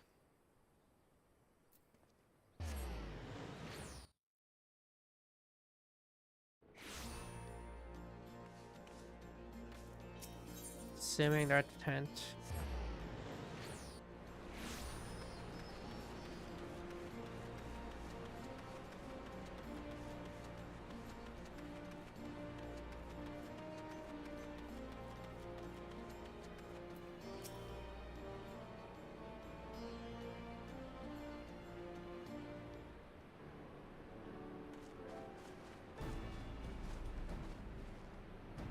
Well, here we are again. Alphino has regaled me with a thrill tale of a hidden treasure troves. Mid-meeting betrayals, unlikely alliances, and joyous homecomings. It would seem I missed everything. I was patrolling the palace grounds with Thancred and Ishtola when we heard the report of a primal in the throne room. I honestly doubted my own ears. As others have said, we were lucky to have our Echo-blessed champions nearby this time, but we'll need to keep a closer eye on the Kaliana. You can say that again. This whole episode has reminded me just how far apart our kinds still are. It looks like centuries of fear and mistrust really can't be washed away in a day. But someone has to make an effort at reconciliation if these conflicts are ever going to end. Naturally, a lot of people are crying out for vengeance, but I've been doing my best to calm things down. Violent reprisals will only lead to more summonings. Indeed, violence will ever beget violence, as the Empire has learned to its cost in recent times. In any case, summoning Lakshmi was the Broodmother's doing, and whoever replaces her might not be so keen on the idea. We'll have to watch and wait. Which isn't to say we won't be putting the safety of our allies in the Vera and M tribes first. I plan to have resistance scouts keep track of the Kaliana's movement at all times. My parents will be relieved to hear that. What are your plans for the rest of the resistance army, out of interest? We are to prepare for Imperial counterattacks. That would be a question for the resistance newest recruit, a military commander with far more experience than me. What, the Bull of Alamigo? We call it an army, but the resistance is really a collection of smaller independent groups. And when Conrad passed his command to me, that authority only extended to the freedom fighters based in Rogger's Reach. He just happened to be serving as a resistance spokesman at the time, and needed someone to take over the role while everything was in disarray. That time has passed. When I speak with the other leaders about reforming the army under the new government, I'll be nominating Raban as the overall commander of our forces. He has more experience than the rest of us put together. We stand to learn from him. Indeed, he is in all respects the ideal choice, assuming he accepts the post. Alamigo will have added a formidable weapon to its arsenal. And given the progress of Nanamo's resettlement initiative, I see great cause for hope. The seeds which we so carefully sowed have begun to quicken, my friends. I like that. We tend to our promises and watch as Alamigo blooms.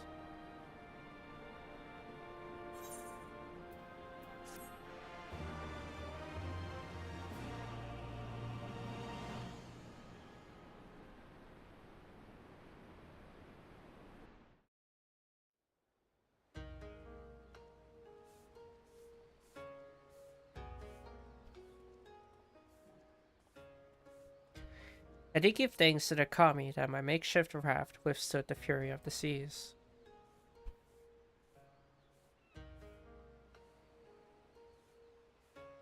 But there their generosity ended. Without coins in our pockets for new attire, we are doomed to look so much jetsam. Oh, woe betide the poor man in a city of rich merchants.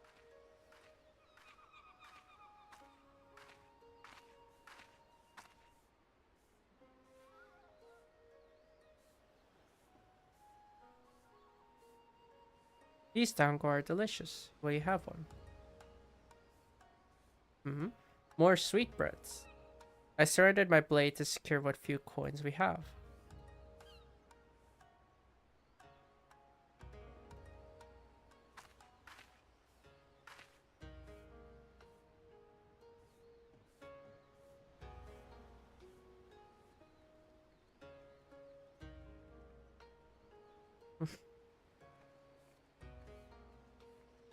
Ah, 'tis like talking to a child. Why fate settled me with this burden, I shall never know. But I am alive, and I must return to my master's side.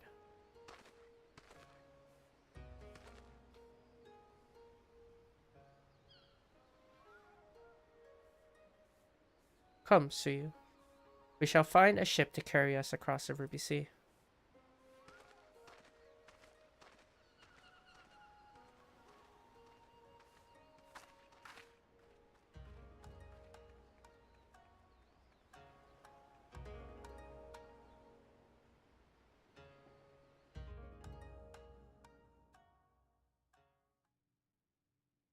Meanwhile, in the Imperial Palace. We're at 3.1, aren't we? Now that I look at the timeline of all this. Have you read the reports? First Doma, then Alamigo, and Lord Zenos put to the sword. Do not believe everything you read. I hear the Viceroy was merely wounded, and that he has already returned to the capital. Naturally, the savages beat their chests and boast loudly of taking his head. Regardless. Nay, Lord Zenos lives.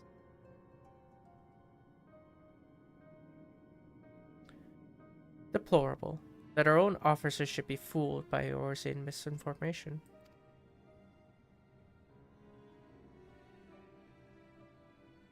Small wonder the provinces have begun rising up in rebellion.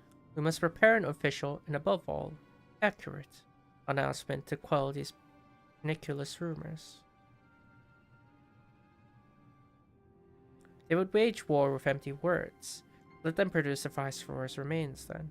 We shall soon put the lie to their claims.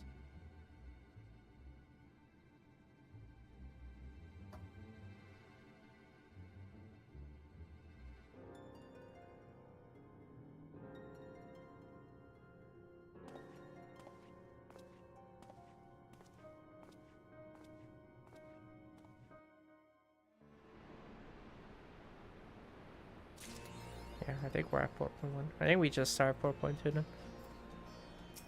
Or 3.2, whatever the heck this counts as.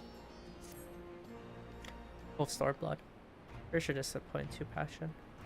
Hikaru, great timing. I was just about to send word to the Scions. I've got lots to tell you. The Council has officially recognized the Resistance as our standing army. I expect you can guess who's been appointed commander. Suffice it to say, we're in good hands. You say good hand? It's a singular hand. That's funny. Having the Bull of Alamigo at the helm's done wonders for morale. People were dancing in the streets when the announcement was made. And we made you and the Sultana. And we have you and the Sultana to thank for it. If you two haven't worked your magic, he never have contemplated following his heart.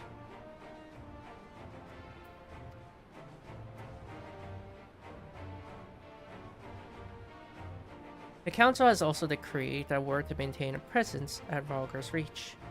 Lise will continue to lead our forces in the fringes. A job she's been doing tirelessly. A bit too tirelessly, some might say. We're constantly having to remind her to rest before she falls over. That's an exaggeration. I always get up again. Anyway, we can hardly afford to lower our guard now. Not after our last brush with Lakshmi. Speaking of which, we've been keeping a close eye on the Kalyana, and it looks like they've chosen a new leader. It's, Shanti's daughter. You know, the half-dead one? For whatever reason, the Kalyana thought she was the best candidate. Which makes him leaderless, basically. As things stands, there's no prospect of engaging in talks, let alone coming to an understanding. But I won't let that stop me. I'll keep on reaching out to them until they finally see sense. Just like I've been reaching out to Fordola. She still won't meet my gaze, but she's given up trying to ignore me. May only be the odd grunts, but at least she's still responding. I'll get through to her yet. Karu, here you are.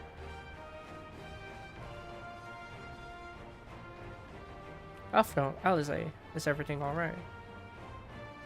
We received word from Tataru. Hancock has apparently acquired information of great interest and urgency. More than that she didn't say, only that we should come to Kugane right away. I've had a mind for the two of us to set forth together, but Alize is determined to make sure it's a party of three. As I've told you more than a dozen times, brother, my wounds are quite healed. Now I benefit from some fresh air. Besides, you may well need an extra pair of hands. Worry not, sister. I've not quite given up trying to convince you. Whether we be 2 or 3, we should depart as soon as possible. Will you be joining us, I trust? Huh. I was about to say I'd come too, but I'll have to settle for cheering you on from afar. Good luck with whatever it turns out to be. Thank you, Lise. Rest assured, should this business prove to be even a tangential concern to Alamigo, we shall inform you without delay. Let us be off then. Hancock and Tataru await us at the Ruby Bazaar offices.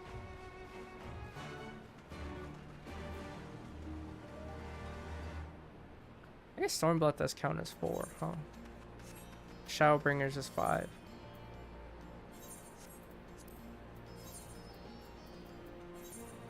Which is weird, because Heaven's Sword was 2. I guess they count ARR as 2.0? I guess it makes sense, actually. Because 1.0 usually refers to the very, very first of Realm Reborn. I guess it makes sense. 4.2.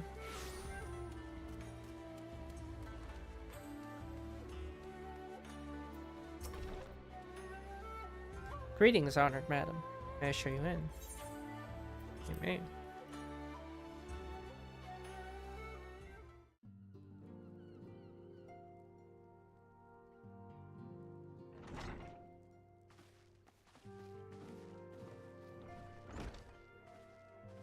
My friends, thank you for coming at such short notice. We were told the matter was urgent. I take it Yugiri and Soroban are also involved? My presence here is but a happy coincidence. I am come on separate business, which can wait. My apologies. Master Hancock, pray, tell our friends exactly what you told me. Of course, of course. Some few days ago, a large detachment of soldiers was seen arriving at the Garlean embassy. This seemed to me most unusual, as no personages of note are due to visit for a matter of months. So, I made a few inquiries, whereupon I learned of a most curious rumor. Apparently, the soldiers were dispatched to Kugane to investigate recent sightings of a certain individual. The late acting Imperial Viceroy of Doma, Yotsuyu. I beg your pardon?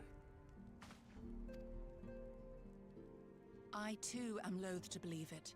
I saw the keep come down on top of her. We all did.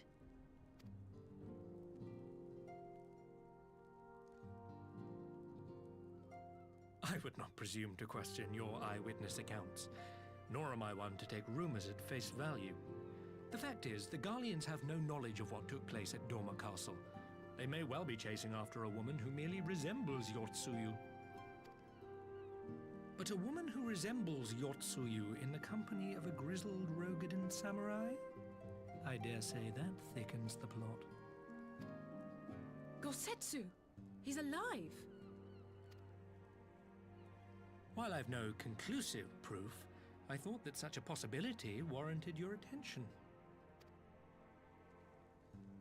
Have you informed Lord Hien? Well, I think we'd all like to believe the old bear survived. Indeed. While I dare not give myself wholly to hope, I will not deny that I have prayed for such a miracle ever since that fateful day. But regardless of my personal feelings, if the Empire has seen fit to pursue these rumors so vigorously, we can scarce afford to ignore them. I am bound by duty to ascertain the truth of the matter. Will you join me in this quest?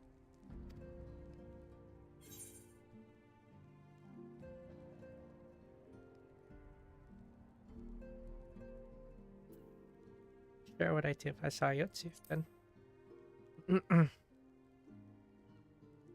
I understand. Only too well.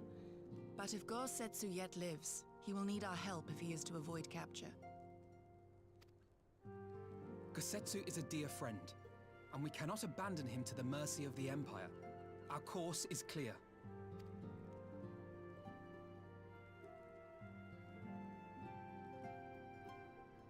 Hancock, is there aught else you can tell us? Alas not, but I have taken the liberty of employing one of the finest informants money can buy. You shall have the latest intelligence on the Garlean's movements, and more besides.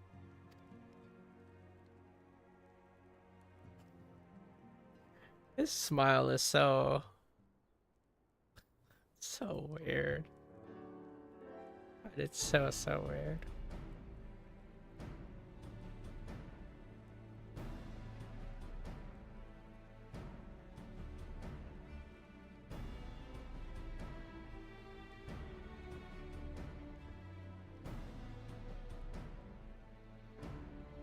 The informant awaits your pleasure in the back streets of Sanjo Hanamachi, from its shining facade to its dark underbelly. You know Kugane as intimately as he. One of the finest informants money can buy. What of a bad feeling about this? Permit me to assist you in your quest, my friends. The sooner your business is concluded, the sooner we may speak of mine. Should your search take you away from Kugane, my boat is at your disposal. I shall see that she is ready to sail.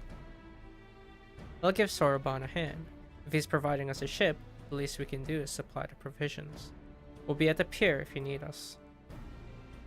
A welcome offer, an excellent plan. Without further ado then, let's seek out this informant, Sanjo Hanamachi.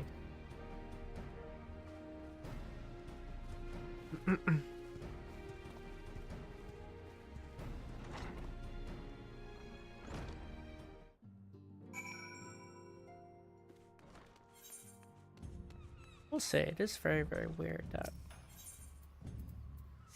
Lolorito's still technically helping us. Bangkok is under the employ of Lolorito.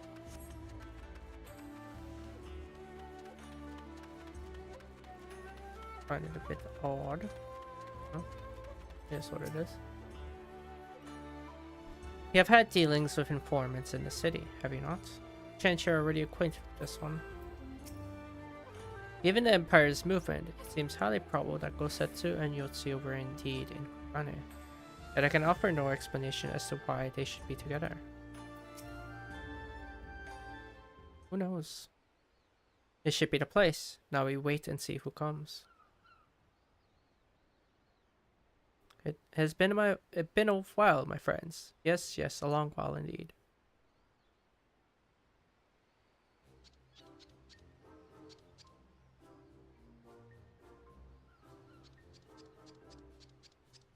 I knew it. Kyoto. Any funny business and you know what will happen, I trust. No funny business. Only loyal service and its finest quality information. Oh, of course. Such quality does not come cheap. No, but then Hancock already paid you. Honestly, you must think we were born yesterday. I've half a mind to call Lise. No, no, no, please. I beg you, no boots. I will tell you everything I know, free of charge. The Empire searches for Yotsu, high and low, far and wide. Compton enlists my help, did it? Promising rich rewards for decisive information. And have you decisive information? Were the two of you cited here, indeed? Were the two individuals cited here? Indeed, Kosetsu and Yotsu. Alas, see them with my own eyes, I did not. But the Imperials are confident. Yes, yes, very confident indeed. Look at the size of that contingent.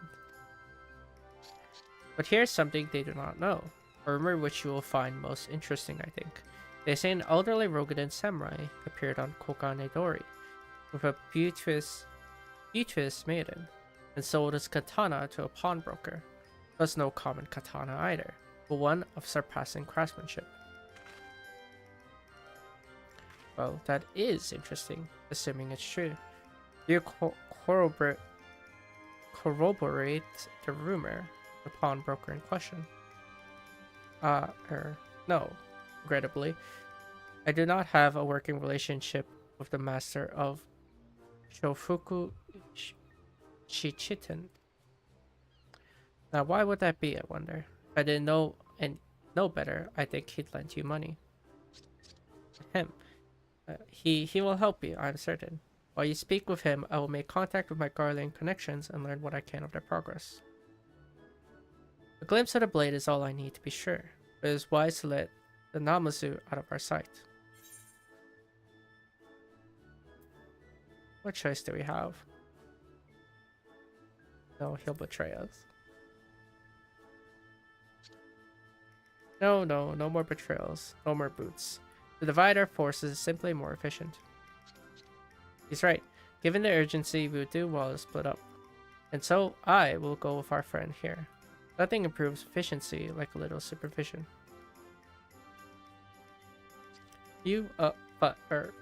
Yes. Yes, we will go together. And there will be no boots. Let's be about it then. The look of the katana. Shall we reconvene at the pier later on? Fragrant as the Ruby Bazaar offices are, I prefer the fresh air. The poor little Namazu. I believe Alize has her task well in hand. Shall we seek out the pawnbroker?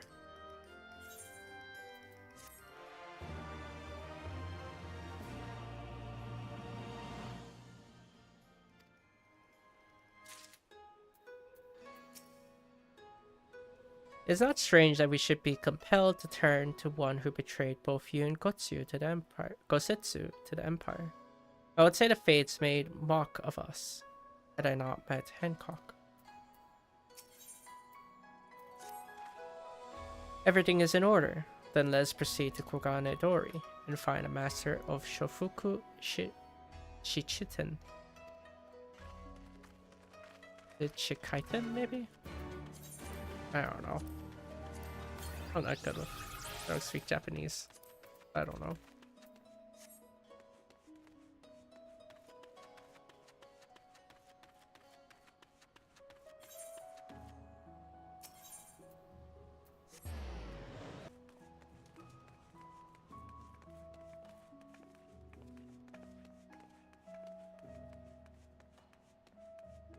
I'm gonna go with the pleasant pawnbroker. Welcome, good madam. Welcome. Will you be buying or... Ah, so you've heard the tale of a Rokudan samurai's katana. Small wonder. It's a fine example of its kind. One moment.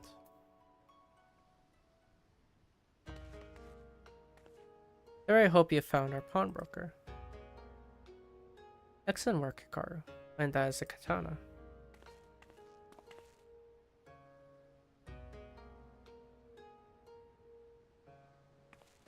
There can be no doubt. It is Gosetsu's blade. The craftsmanship is exquisite, is it not? You'll be pleased to know that the pledge has just expired. I should be glad to sell it to you, assuming you have the coin. But this is no ordinary weapon, you understand? It is priced accordingly. But if you are serious, I suggest you act quickly, several noted collectors have already expressed an interest. The blade represents conclusive proof of Gosetsu's survival. I suppose this could be considered a necessary cost in securing his safe return. It is not a decision I can make alone, least of all when our nation has scarce begun to rebuild. I could lend you the coin. Nay, my friend. Grateful though I am for the offer, I cannot ask this of you. It is enough to know that Gosetsu is alive and well. Yugiri, wait. The silence will buy the katana. Pray consider it a gift. Master Alphino, your kindness is touching, truly. Yet in matters of coin, would Mr. Satoru not expect to be consulted? Come now.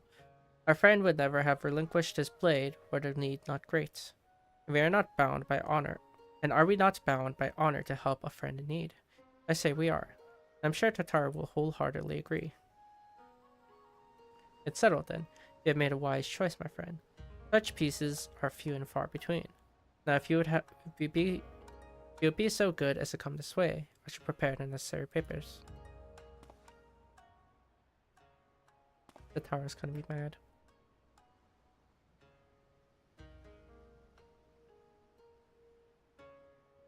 If I may ask, sir, after you visited your establishments, do you perchance know where the old samurai went?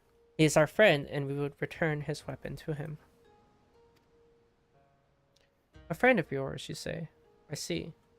Well then, I suppose there can be no harm in telling you. No sooner had I provided him with the requested sum than his pretty young companion began clamoring for dango. I duly recommended those served at the Umaneko tea house, and thither the day set off. Clamoring for dango. Can these truly be the same people? It makes no sense. Some manner of code, perhaps. It avails us not to speculate. Let's go to this tea house and see if we can pick up the trail.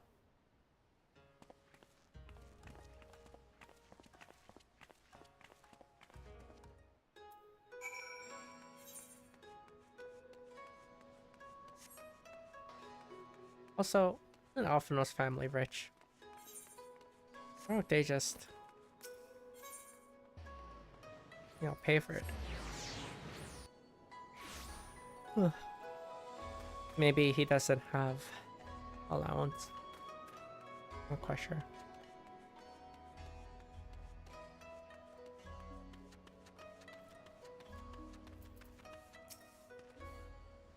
This is the proprietor of the tea house. Let us find out what she knows. The Gosetsu I knew had little time for tea houses. No wine. But of course I remember. How could I forget a pair like that?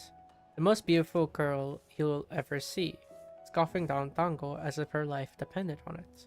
While the old samurai looked on. Not quite what he expected. I'll wager. Far be it for me to gossip about my customers, but he was planning to spirit her away across the Ruby Sea.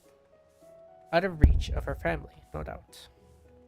When the girl had finally had her fill, they set off in the direction of the Shiokaze hostelry, presumably to find someone discreet about. The Gosetsu makes for Doma. This woman who travels with him, the more I hear about her, the more I wonder if she can truly be Yotsuyu.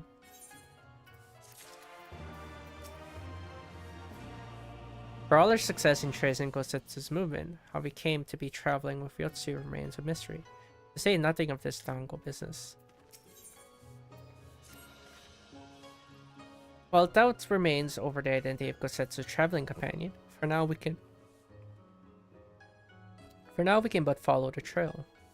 Come, let us away to the pier, and make ready to sail.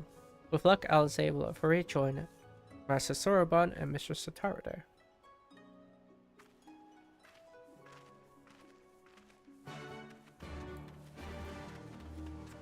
Alphino's gonna get lectured about money spending.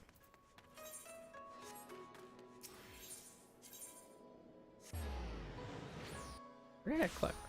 Oh, okay.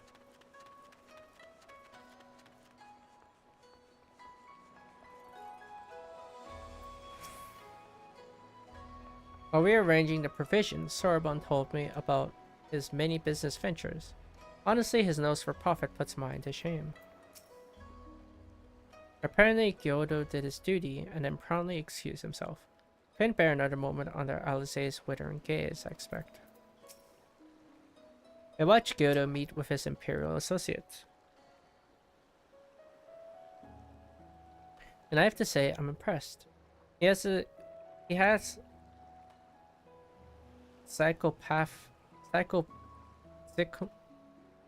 psychopathancy down to a fine art. Whatever that actually means. The others all did their part. I'm truly blessed to have such dependable comrades. What does that even mean? How do you even pronounce that word?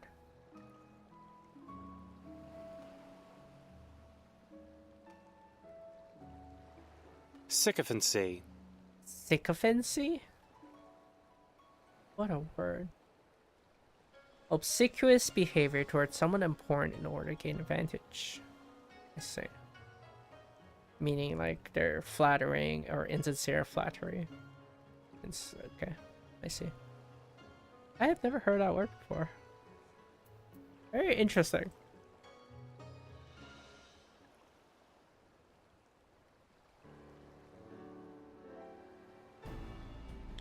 Excellent timing, my friends. Mistress Alize arrived mere moments ago. All went well in my end. Yodo met with an Imperial officer and wheedled his way to some new information. It seems the troops who were recently arrived in Kukane came directly from Garlemald. Their Imperials base here have been kept in the dark. And that's not all. A contingent of the aforementioned troops are preparing for deployment to the Ruby Sea. But in no better, I'd say they picked up Gosetsu's trail. And your information matches ours. We're quite certain that Gosetsu seeks to cross to the mainland.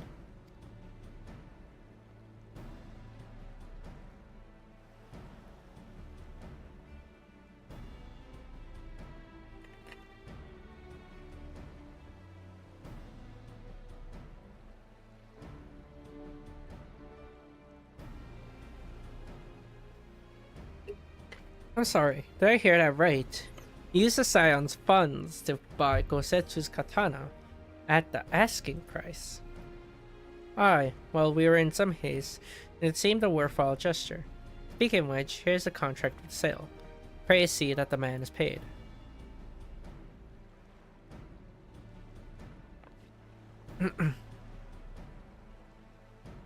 Doll's beard, you agreed to this. Give me strength. Well, it's not like the search can wait. You best be on your way. But Alphino, we need to talk. I want you to come straight to the office as soon as you get back. Promise me. Oh, very well. I shall call upon you as soon as I return. First, let's go to the Ruby Price. If Gosetsu has already set sail, the sentries there are sure to have seen him.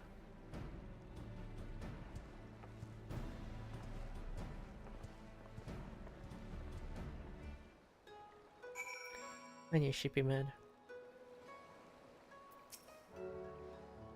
Judging by her reaction, Mistress Hataru is none too pleased. I apologize if the katana has caused strife. Mistress Hataru seemed in low spirits. Happily, my last venture may prove just a tonic. What is it going rate for a priceless weapon, I wonder? And now I know who not to ask. Hataru seemed rather vexed, did she not? Ever the melodramatist, I'm sure our finances can stretch to a single sword. Remind me to explain the value of such gestures when we next see her. Ah, but I digress. We have work to do. Oh my gosh, you can tell he's been like spoiled all his life. And has infinite money. It's so funny.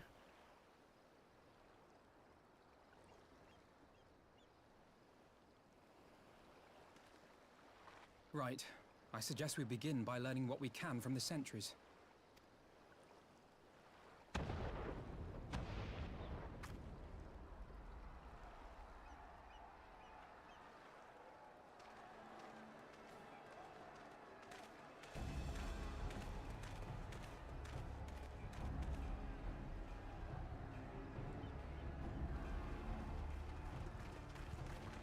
What's going on out there? Travelers, are you? You may wish to postpone your plans. The Garleans have launched an attack on the Confederacy.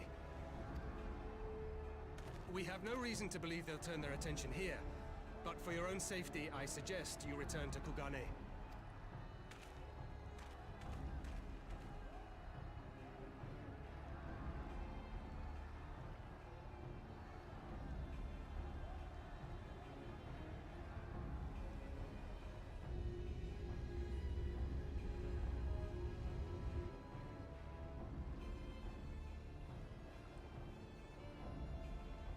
The Garleans bear no love for the Confederacy, but with Doma lost to them, why would they attack?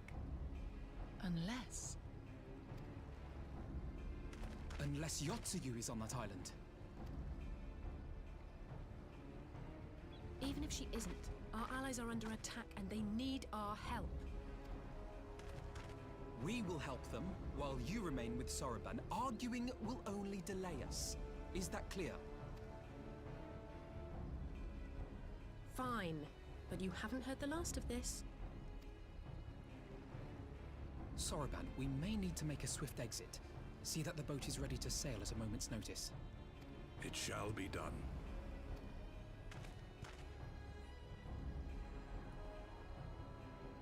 What, and you're going to swim there, are you? 'Tis the quickest way, and you may rest assured I've been practicing.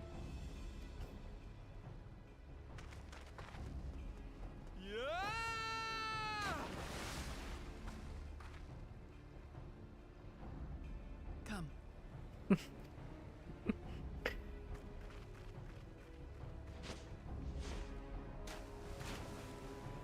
So he knows how to swim now. Guess we can't tease him anymore.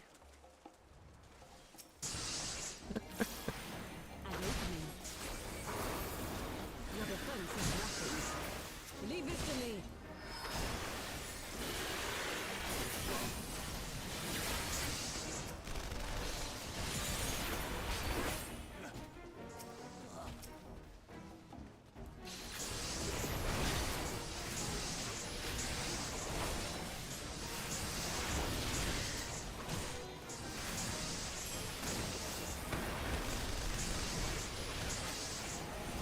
Just get rid of this thing.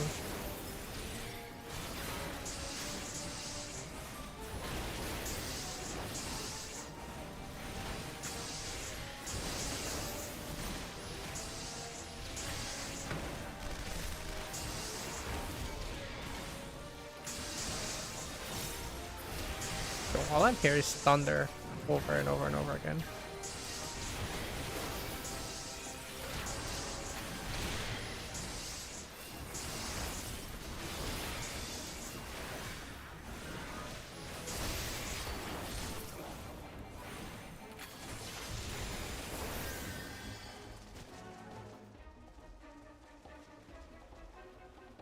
You're here for the old man, yes? He's at the top.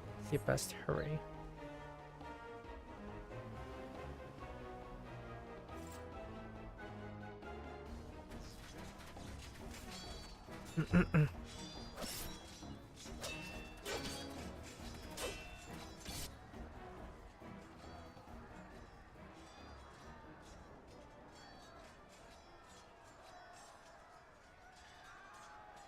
Lady Yotsuyu, we're here to rescue you. Please, come with us.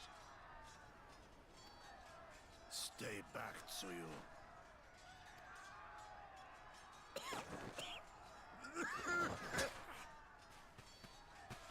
Are you all right? Is he all right? Is he alright?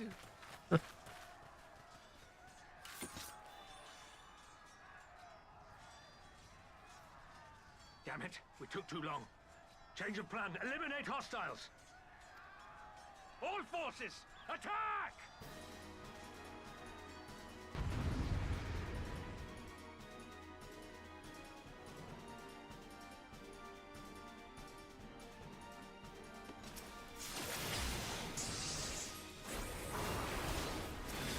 Oh, that guy's tanky.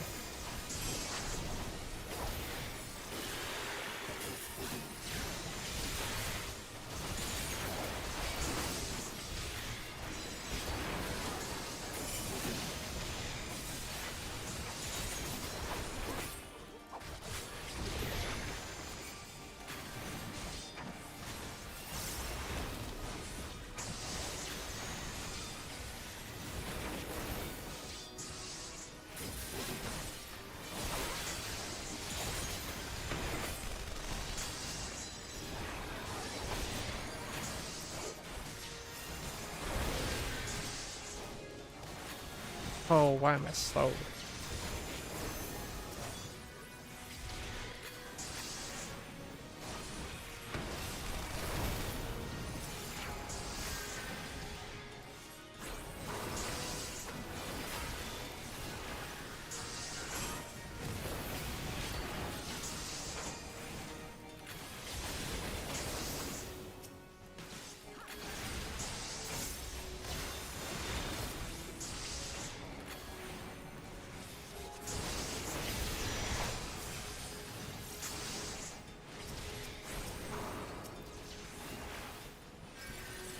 Which way?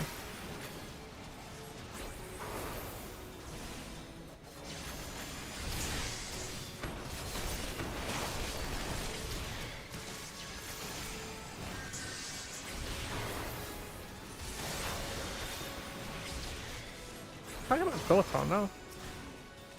I can't bring it to Doton, that's no problem.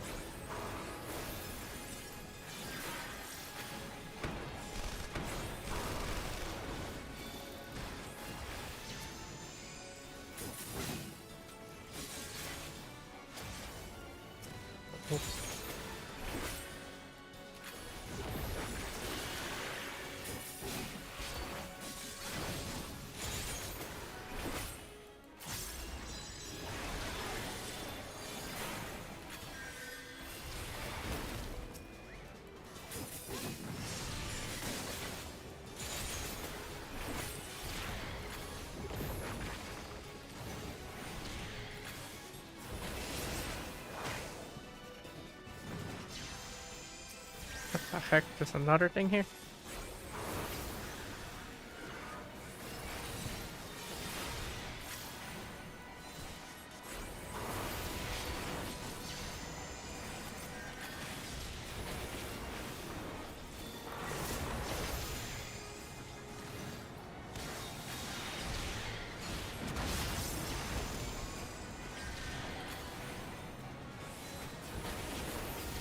Oh, so we fought this before. We fought this in Alamigo.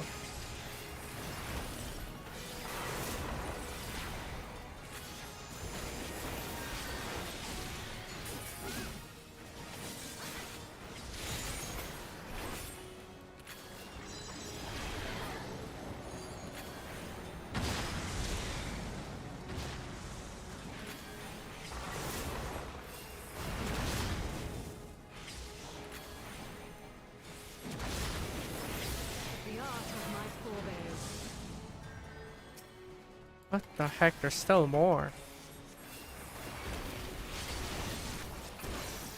How many are they have?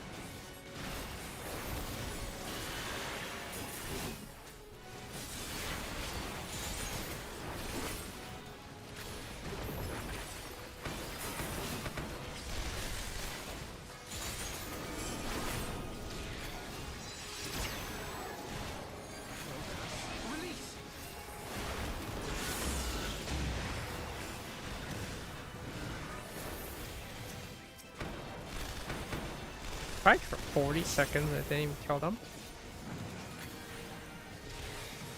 I guess it did good damage, but still, it didn't kill it? I expected you to kill it.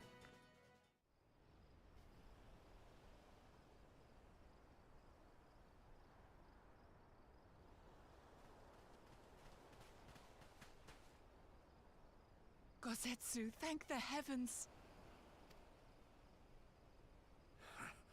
Yugiri, my friends, the Kami were kind to guide your steps this way. It's over. The Imperials are retreating.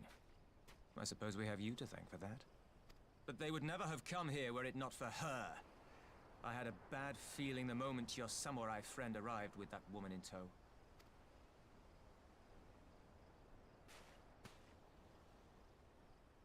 Do not be afraid, Suyu. These people are my friends. Friends.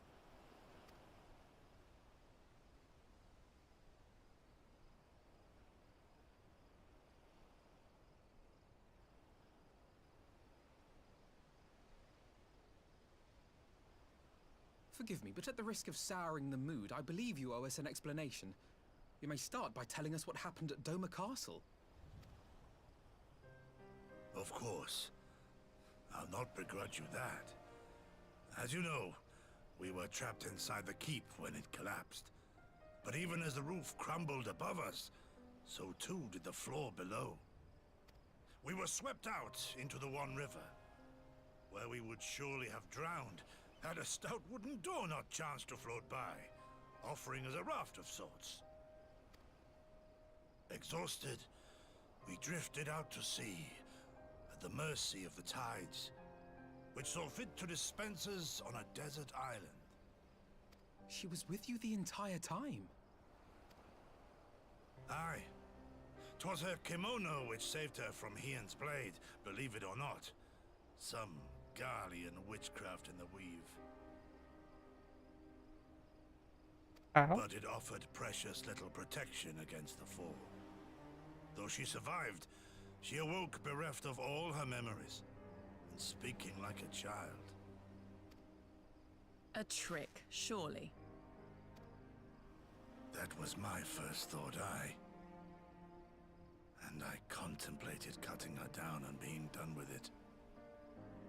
Contemplated it long and hard. Yet the Kami saw fit to deliver us from certain death. 'Twas their will that we survive, both of us, together. And together we shall go before our master. He shall be the one to judge. Judge what? She's your prisoner, old man. Do with her as you will. Call her Tsuyu, or whatever else tickles your fancy. 'Twas a name given out of necessity whilst on the road. Nothing more. As you say. But remember this. Our people suffered much at that woman's hands. When the time comes, I trust you won't let emotion blind you to what needs to be done. You have my word. Well, I must be going. I have an unholy mess to clean up. You should be on your way too, before the Imperials decide to take another tilt. Oh, and we'll overlook the tithe this once.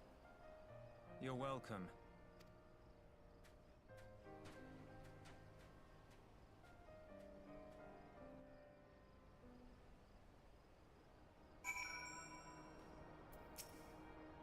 Are you coming with us?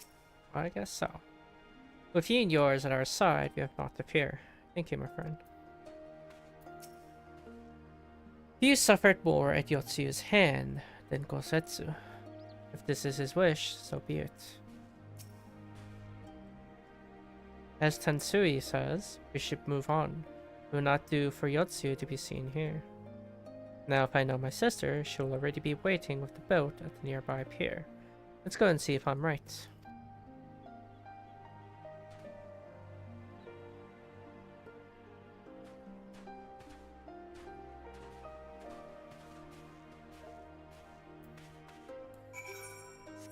Never realized how easy they explained how she lived, huh? The kimono saving her from the blade. Very, very unlikely. Everyone's staring at me.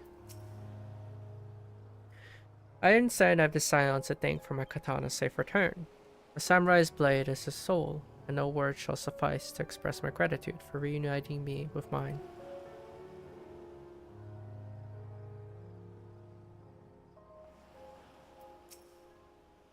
Are we certain she is a real Yotsuyu?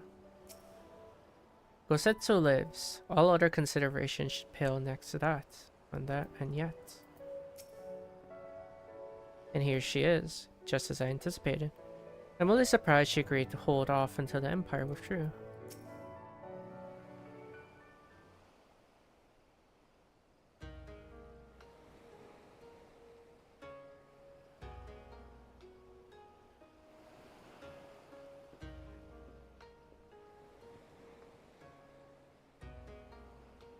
Gosetsu, thank the gods you're safe. It was all I could do to watch the battle from afar. And it was all I could do to restrain her. And you blame me for worrying. Strong as Hikaru is, anything could happen in the chaos. But enough about me. We need to talk about her.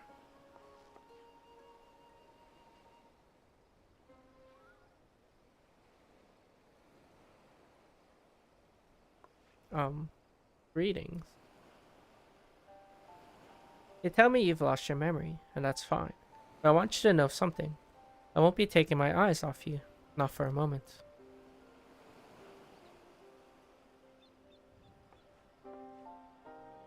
These people are strange. Are you sure they're your friends? I am. They may behave strangely, but I trust them with my life. You have naught to fear. Alright, if you say so.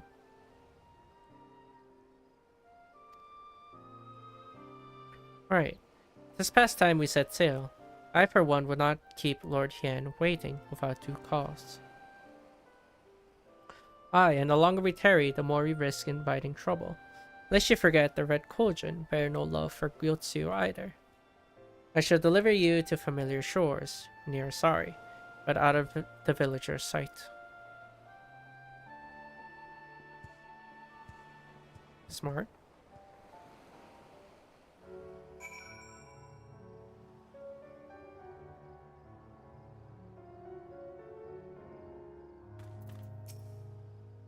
Let's make haste to the city. Lord Hien must know of this. Though I only know Yotsuyu by reputation, this woman could scarce seem more different. We do well to give Asari a wide berth for everyone's sake.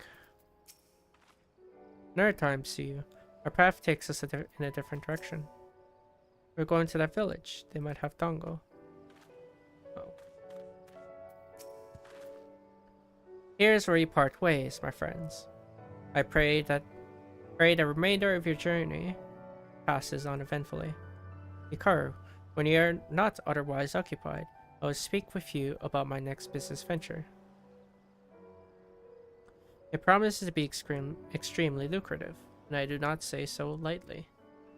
After the prodigious sum spent acquiring a certain sword, it will present a fine opportunity to refill the Scion's coffers and restore the smile to Mistress of Tara's face. Oh, come along. Katara was overreacting. How much could a single katana possibly cost? Far more than you think, plainly. A blade like Gosetsu's is worth a fortune, enough to buy a house and furnish it, which you would know if you had bothered to check the price. What? I had no idea. This business venture of Sorobon's, you'll be giving it a fair hearing, I trust. He has been good to us after all. As for me, I think I shall look into drawing upon my personal funds.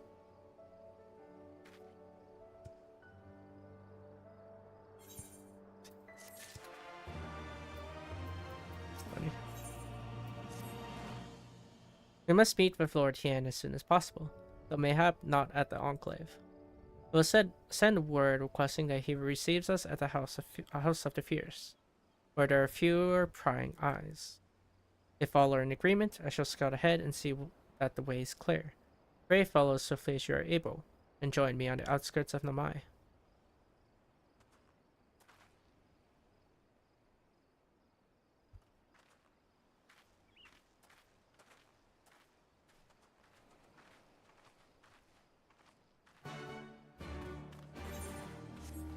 That is... oh, actually, that's pretty close enough. That one there is the Beast Tribe. Beast Tribe for the turtles. Oh, the Kojin.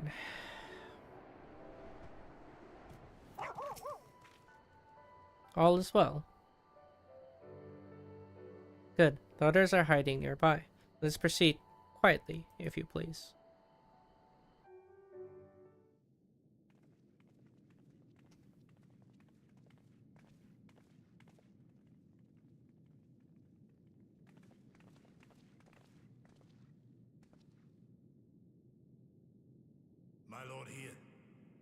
returned.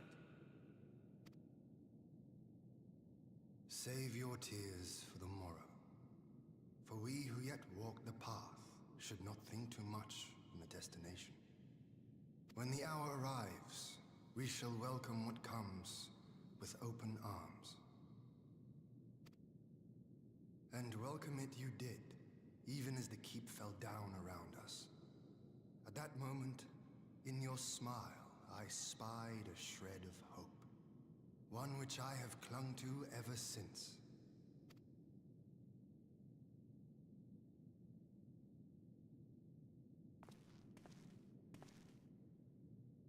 Gosetsu, full glad am I to see you alive and well. We have played this scene before, have we not? Though this time our roles are reversed. That they are. Meaning you know how I feel. Wholly at a loss for words. Welcome back, old friend.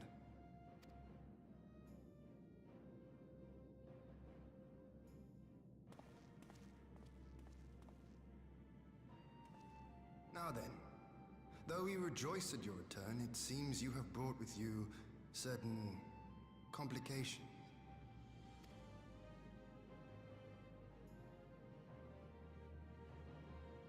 Rise, my friend.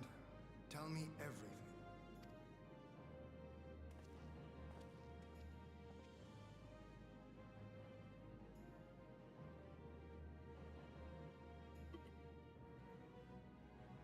The Empire is bold indeed to send a token force to engage the Confederacy. As acting Viceroy, Yotsuyu would have been privy to Imperial secrets. The Garleans will not soon give up the chase. Nay, it will end with her capture, or her death.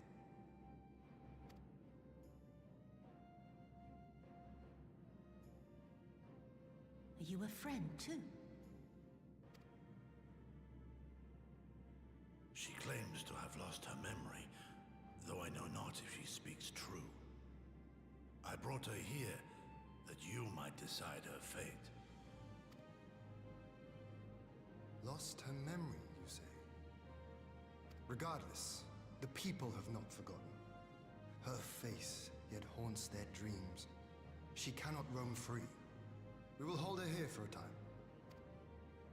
Place her in Jufia's care, with the express instruction that she is not to be seen. Yes, my lord. Come. No, I don't want to. Don't let her take me away!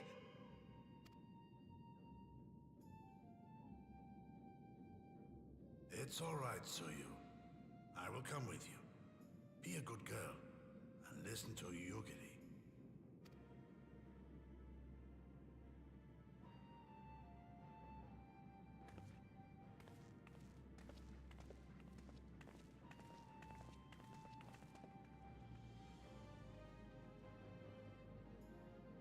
From a hound at his throat to a puppy at his heel.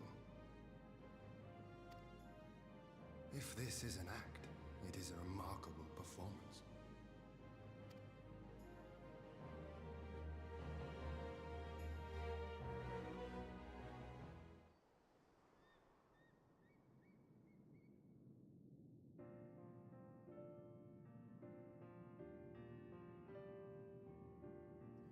Thank you for delivering Gosetsu back to us in one piece.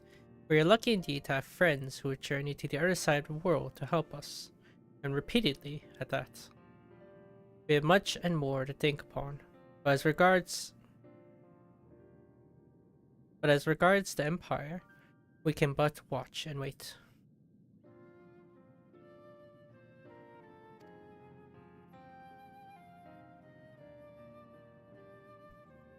Now then, seeing as you've come all this way, you must allow me to show you around the Enclave.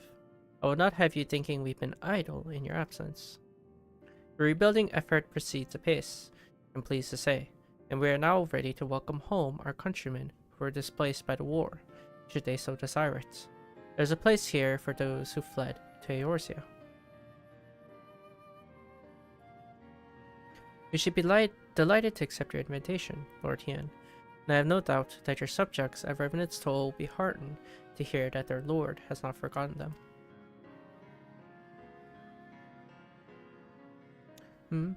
Oh, it's nothing. I just thought that Gosetsu and Yugiri would be back by now.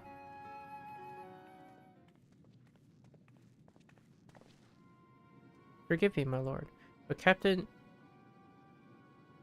Kifuya is nowhere to be found. Oh, he was here when I arrived. For now, we have taken Yotsuyu to a private chamber and assigned another to watch over her, my lord. But if I find it passing strange that the captain should leave his post without nary a word. That does seem most unusual. If you mean to look for the man, we would be happy to assist you.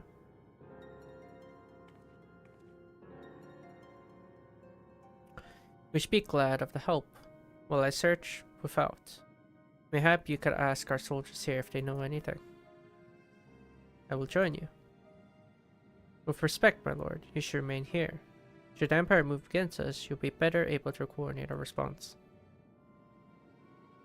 Ah, and there I was thinking I was in charge. We have the right of it. Go on then. I will mind the house.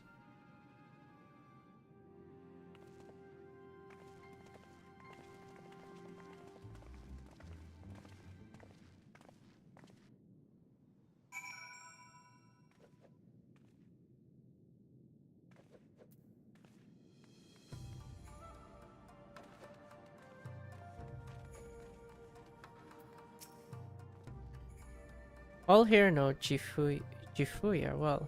His movements will not have gone unnoticed.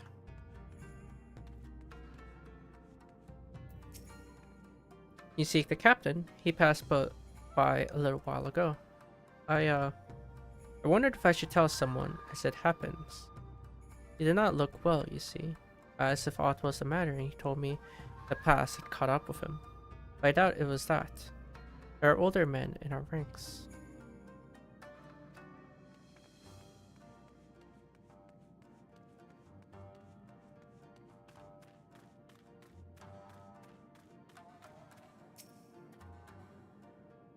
Captain Jifuya. He was headed for the northern entrance when I saw him last. I was going to invite him to train with us, but he did not hear me call out to him. If you need him, I dare say the sentry on duty will be able to tell you more. Indeed, I suggested as much to Mistress Alize when she came asking earlier. Is something amiss?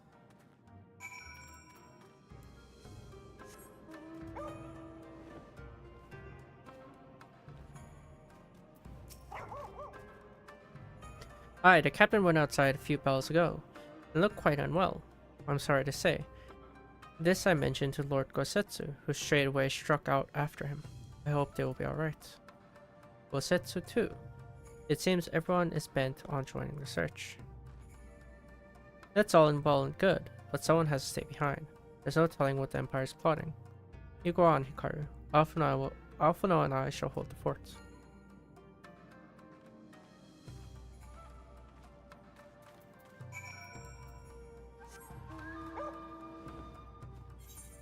Alize actually staying behind. Wow. Not being forced by Alphino. That's what we call character growth.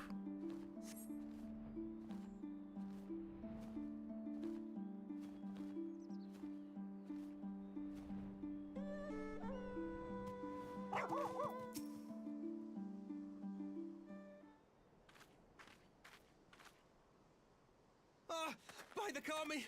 Your Lord Hien! Leave me, I beg of you. Say nothing of this. I was never here. There you are. Lady Yugiri, Lord Gosetsu, forgive me my abrupt disappearance.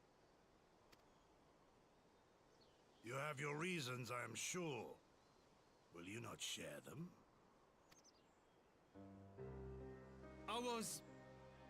I was her master when she was yet a courtesan. By the Kami. She worked in my establishment. Her father was a regular client of mine.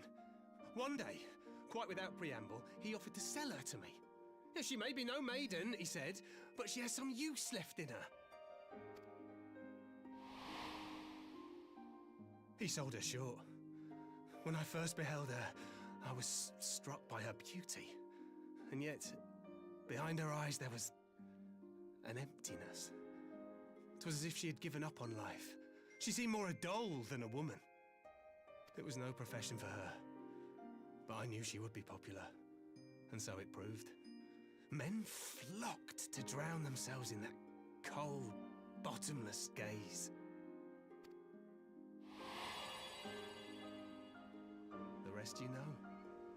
She became an Imperial informant, and for her loyal service won the office of Acting Viceroy. While you came to serve the Liberation Front. 'Tis said that the atrocities Yotsuyu committed were driven by vengeance.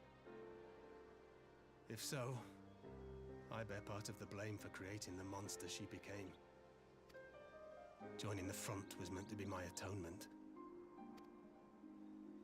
But the truth is, I am a coward, whose only thought was to escape her wrath. Then as now. I see. Then I shall recommend that you be assigned to a new post. I trust you have no objections, Yulgiri? None. It would not do to leave Yotsuyu in his care. I am in your debt.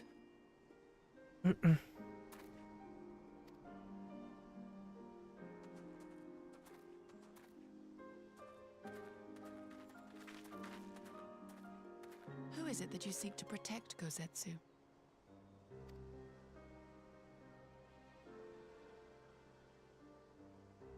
Idle musings. Pray, pay me no mind.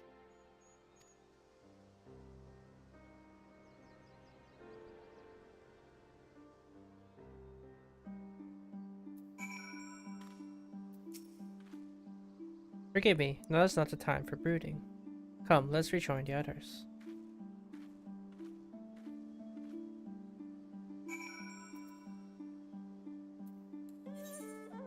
I mean...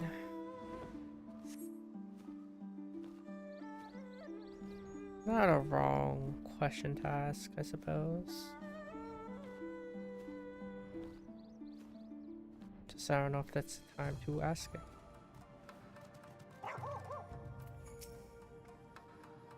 Jifuya can't be the only one here with a mortal fear of Yotsu. She tormented these people. That her mere presence should sow such strife. Everyone is here.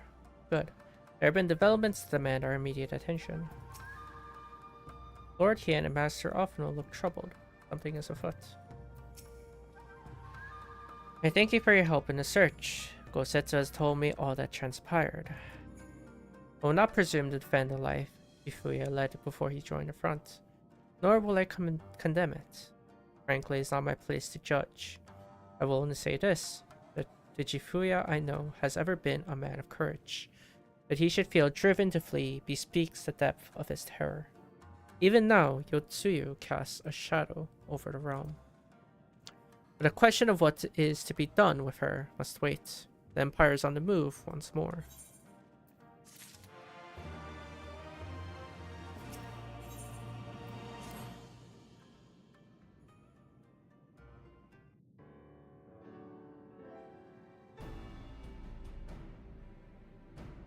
While you were out searching for Jifuya, we received word from our shinobi allies. An Imperial airship has been sighted over Doman soil. Our visitor's objective remains unclear. Maybe another attempt to recover Yotsu, or a prelude to invasion. Either way, the craft reportedly advances at speed and appears bound for Castrum Fluminis. I mean to go there and ascertain their intent.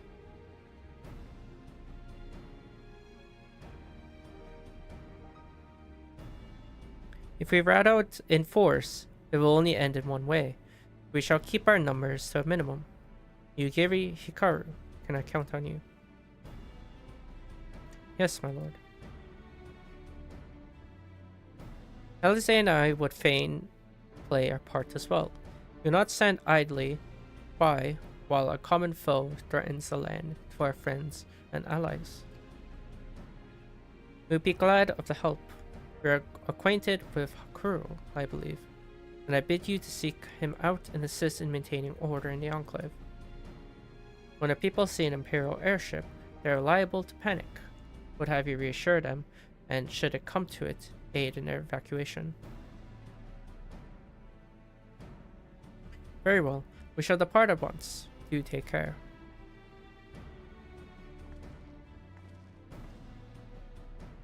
What of me, my lord? The Empire may well be after Yotsu. You are to remain here and guard her until my return. As you wish. Pray stay close to Hikaru and Yugiri.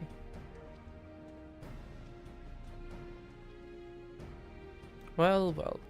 Guard duty and not a breath of protest. Now I have seen it all. The Castrum Fluminis, then. Let's find out what the Empire's game is. This is where we meet him, isn't it? Him. Fairly certain. No.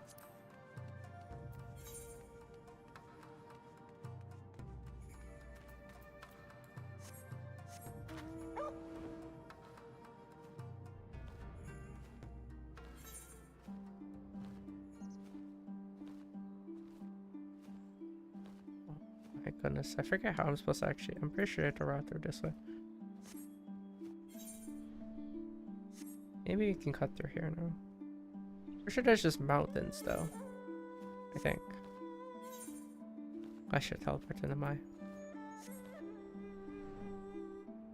Pretty sure there's like an unpassable mountain.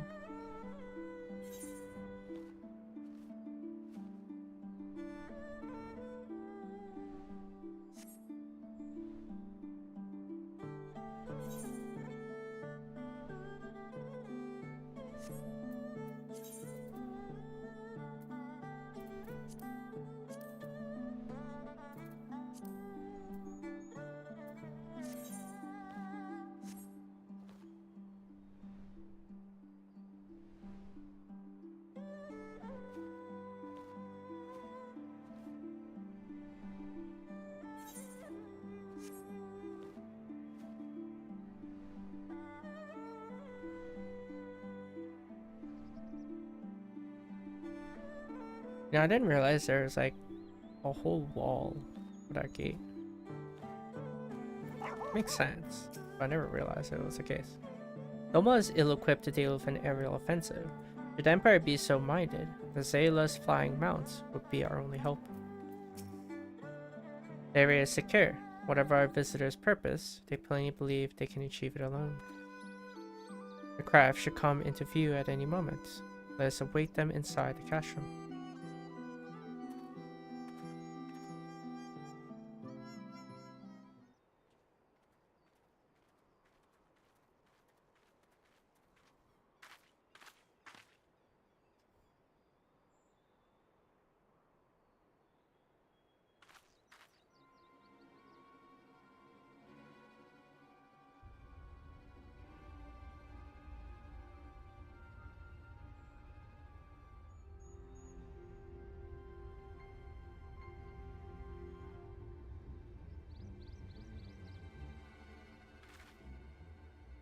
A smoke signal? Thoughts, Yugiri? In former times, such signals were used to announce the coming of an emissary of peace.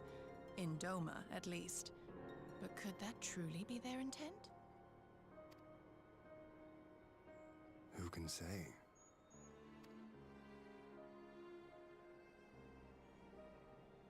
Whatever they want, we cannot simply blast them out of the sky.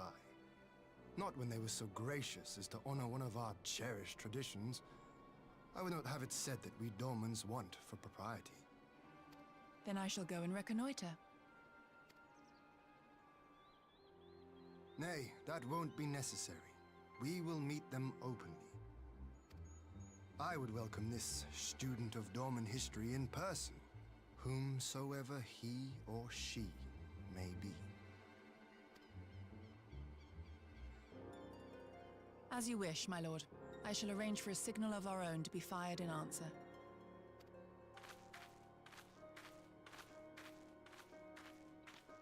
It is where we meet him. I figured as much. This seemed like it rang the bell.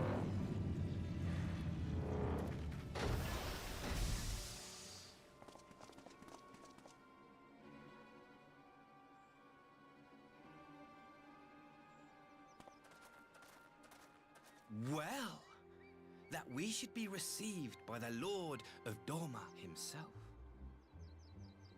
Asahi.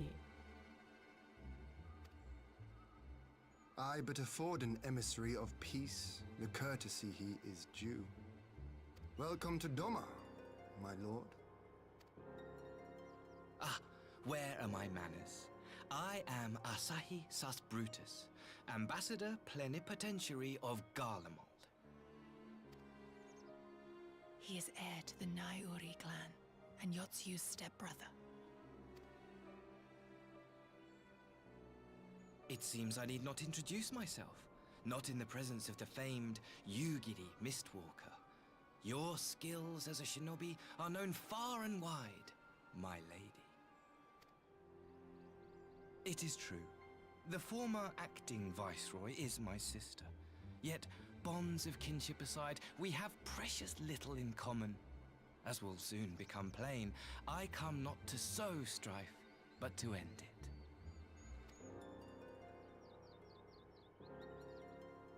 I am of the Populares, a collective which represents the interests of the common man.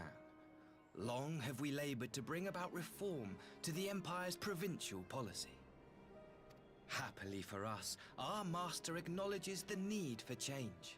Indeed, His Radiance, Emperor Varys Zos Galvus, personally sanctioned this mission, granting me the authority to speak with his voice. To negotiate peace with Doma.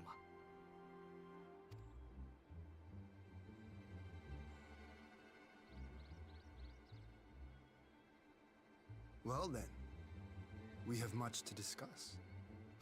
Will you accompany me to my hall?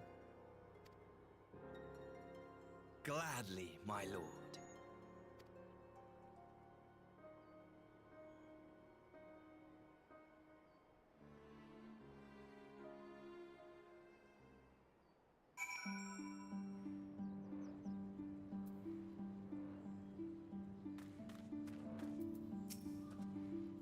Lord Hien is magnanimous in victory.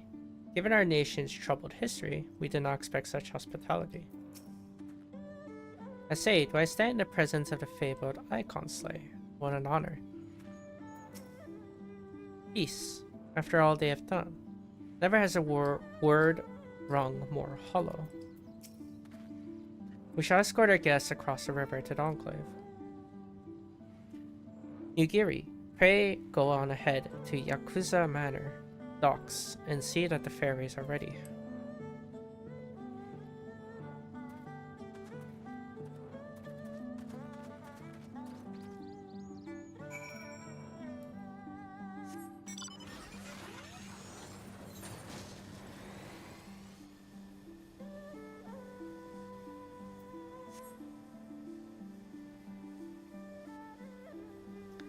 I do remember this one, or this little arc. I'll stay a bit quiet about this one. Some of these things like I remember, and some of these things I don't really remember. This one I particularly remember. Kind of hard to figure out, but I do remember this.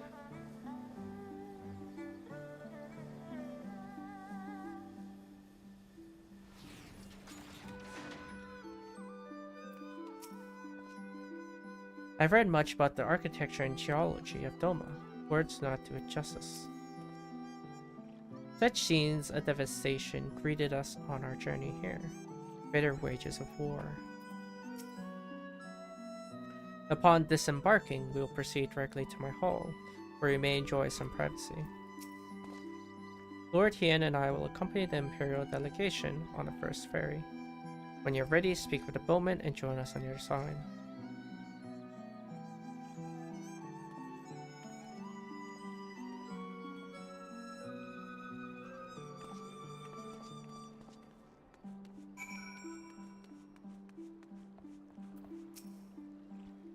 All are free to travel in and out of the Enclave to seek passage. Yeah. Do we have... Are we 2 late right here? Or not?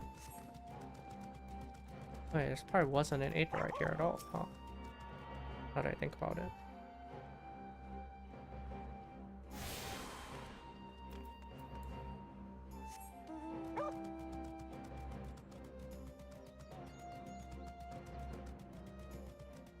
Yes, a lot has changed, huh?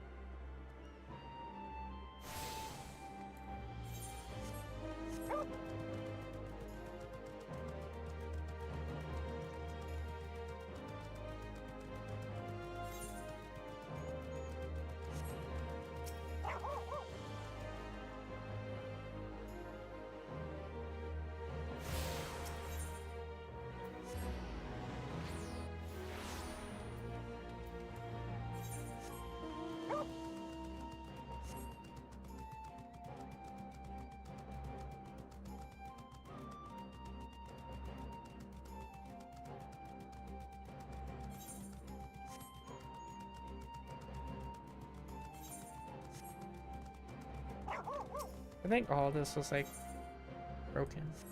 It's still repairing right now, but more broken than before. Kind of forgot about it.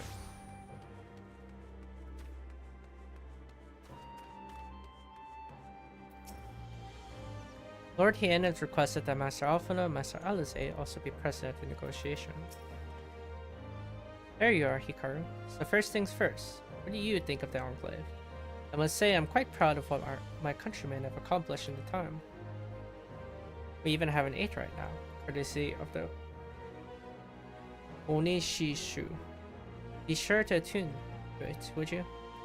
Once as the Warrior of Light's seal of approval, people might actually start using the thing. But on to the matter at hand. The ambassador and his retinue are at my hall, taking their ease ahead of the negotiations. I want you there when the talking starts. It will serve to send a message to the Empire that the Eorzea and Doma stand united. I'm not normally one for hollow posturing, but in this game of nations, such gestures carry weight.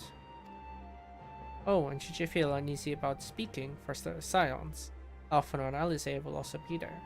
You need only eat, drink, and look imposing. There you'll come. I'll be there. I knew I could count on you. When you're ready, come and join me at my humble abode, the Kaine Khan. Kaine Khan? The guardsman will see you in.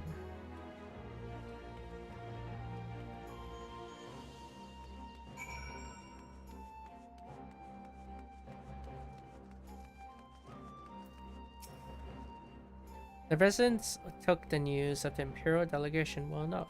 It should be business as usual. There'd be peace negotiations. I'm curious to see what the ambassador brings to the discussion table. Thanks to Master Alphino and Mistress Alize's assurances, the people are reacting calmly to Imperial presence.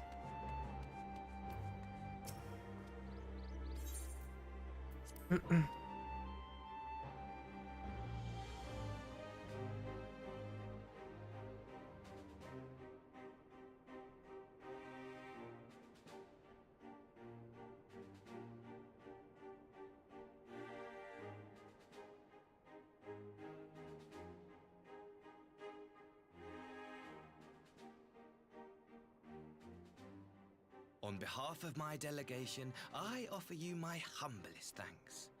Never did I imagine that I would meet the gallant and noble Lord of Dorma himself, nor be welcomed into his magnificent hall.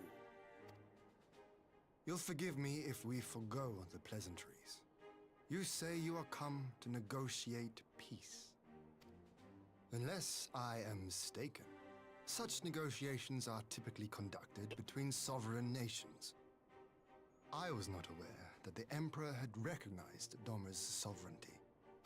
His Radiance has yet to do so, that much is true. Know, however, that he has expressed willingness to cede Dorma to her ancestral masters and treat with her as a friend.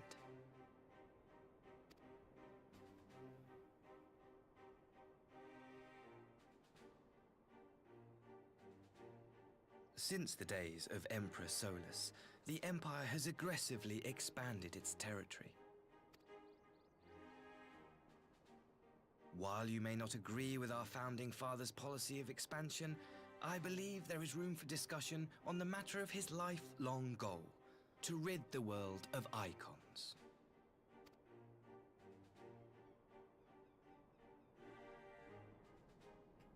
Icons are a blight upon this star. They cannot be suffered to exist. This you know as well as we. In his wisdom, Emperor Varus wishes to explore the possibility of an alliance to combat this common threat. On the condition that Dorma renounces summoning and pledges to police the Korgin's practice of it, his Radiance would extend the hand of friendship.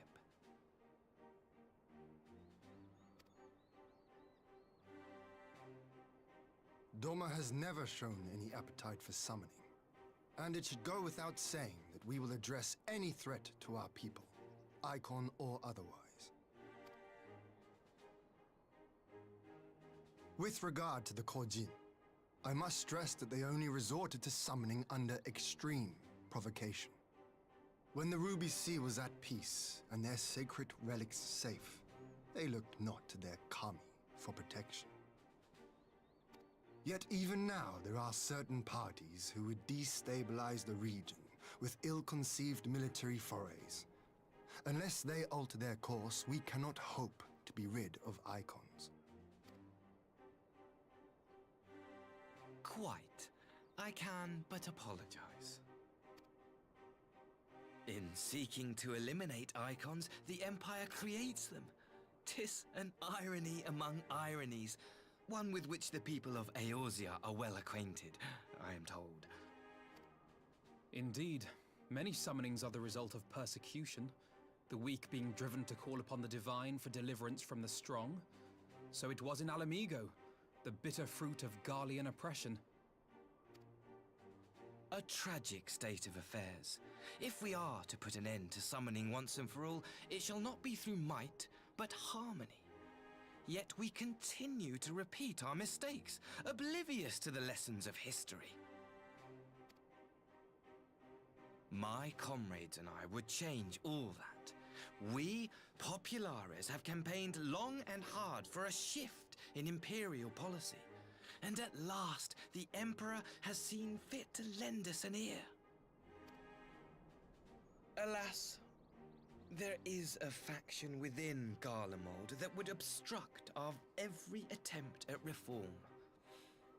A collection of pure-blooded Garleans who seek to consolidate their own supremacy. The Optimates.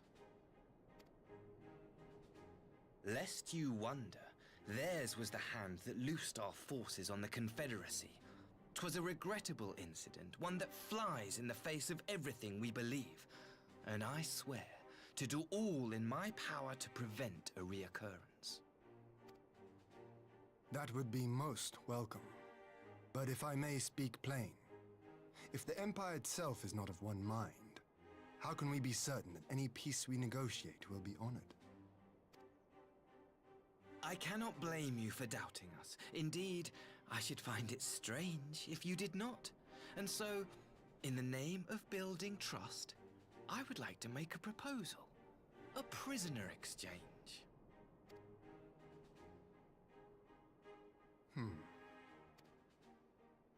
Under Garlean rule, no few Dormans were conscripted into the Imperial army. We would repatriate them in return for those of ours you captured in the recent conflict. Naturally, any exchange would include the acting viceroy. Yotsu? What makes you think we have her? Forgive me, my lord. Was it not your wish to speak plain? Let us not play games. I desire only to work to our mutual benefit. The Optimates tried and failed to take my sister by force. I would succeed by peaceable means, thereby strengthening my party's hand. 'Twould be a lie to say I would not also be glad of my sister's safe return. A fellow plain speaker. How refreshing. Very well. Your proposal has merit, but I will need time to consider it. Of course, my lord. May we remain in Dorma until you have come to a decision?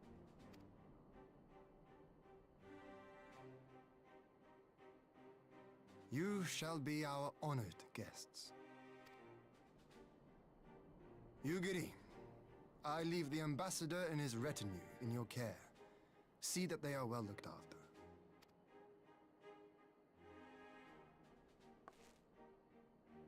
You have our gratitude, Lord Hien. We shall look forward to your answer.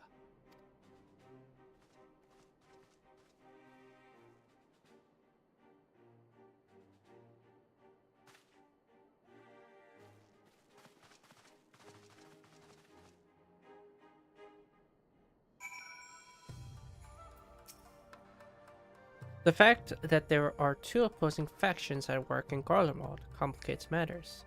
Even assuming Asahi and his associates can be trusted, what of the others? That the Empire should send Yotsu's stepbrother of all people. I wonder how he feels, a son of Doma, returning home to speak for the oppressors his countrymen drove out.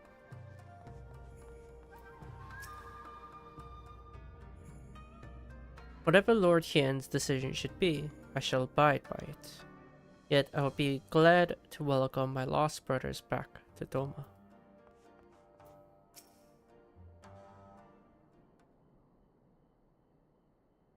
Hard decision. I'm not gonna say it's an easy one. Well, that was unexpected. You can say that again. I still don't know quite what to make of it all. But on the surface, a prisoner exchange does seem a good way to begin. The question is, can they be trusted? They had naught to gain by divulging the details of their internal divisions. As it stands, we have no reason to doubt them. But the ambassador's mention of Yotsu left me ill at ease. It made his grand talk of peace seem uncannily like a lengthy preamble. You think this might all be a ruse to facilitate her retrieval? Perhaps, though I cannot fathom why they would go to such lengths. Yotsu may have been the acting viceroy, but she's not Garlean, nor even highborn. Her value must presumably lie in what she knows. Which brings us to the low matter of her memory loss.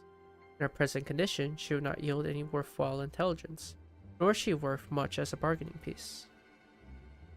Alphino, you are well acquainted with the Empire's methods. I would have your thoughts on this matter.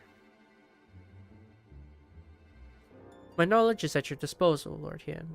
While the ambassador's proposal is appealing in principle, it would be remiss of us not to give it due scrutiny.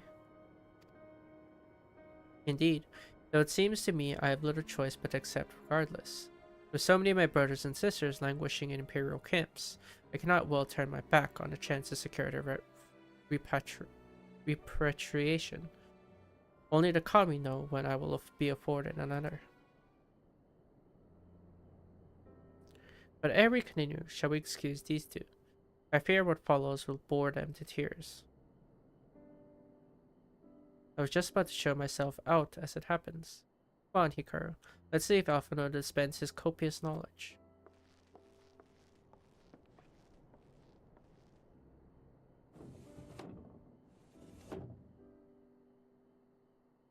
Someone is still sore from being made to watch at Sakazuki.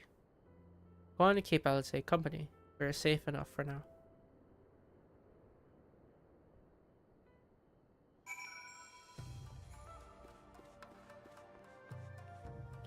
Alrighty, we'll end this quest and end it here, because I'm getting extremely tired.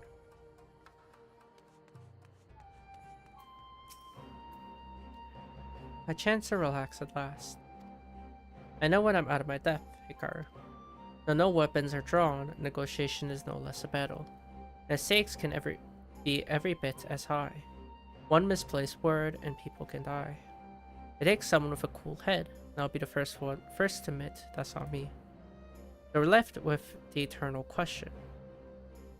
What to do while they prattle on?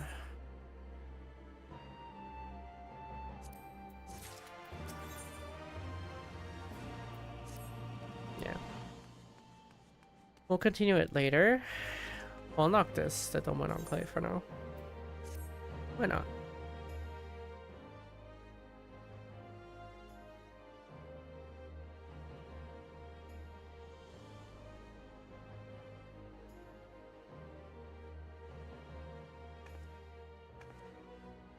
Oh, Hikaru. It's a rare honor indeed to receive heroes such as you. Pray allow me to introduce myself. My name is Kozakura, and I manage the accounts of the Shazenkai. Oh, but you must be unfamiliar with our organization. Forgive me. At present, we are largely concerned with facilitating the reconstruction and revitalization of the Enclave. Needless to say, we have our work cut out for us. It's quite fortuitous, actually. You being here, I had in mind to petition your assistance.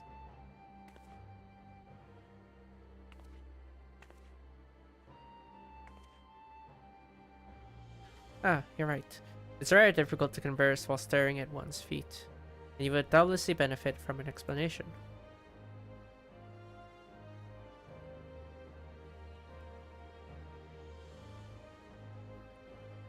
As you may know, the Enclave was once the economic and cultural center of Doma. Alas, it suffered terrible devastation at the hands of the Empire, both during and following the failed rebellion of yesteryear.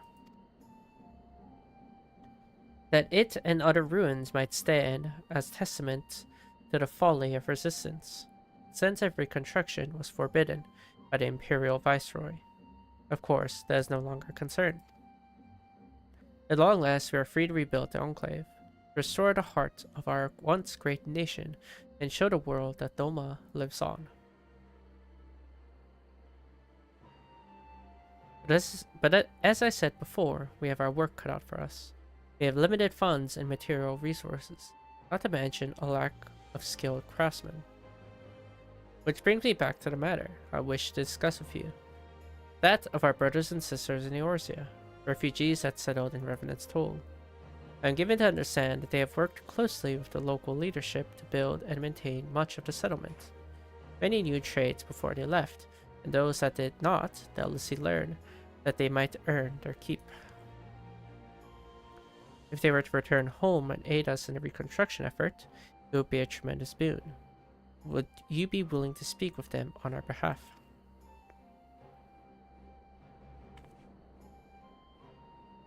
Ah, Hikaru, taking an interest in the Shazenkai.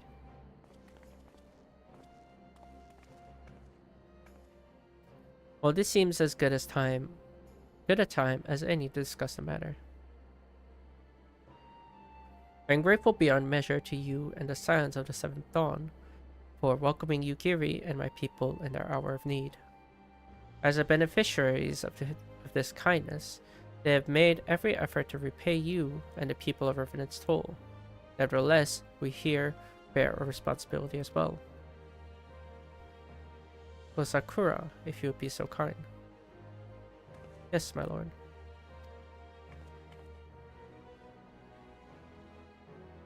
We will send them a considerable gift as a gesture of gratitude and goodwill. However, I would like this missive to be delivered to the Adventurers Guild representative in advance. If you are to personally hand it to the man, I would be honored. Excellent. I knew I could count on you, my friend. Pardon my interruption, Sakura. I look forward to seeing your progress.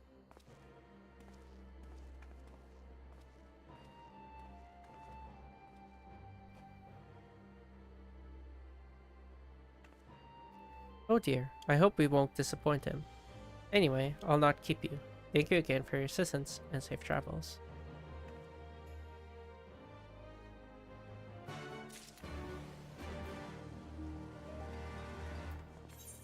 I mean, I guess.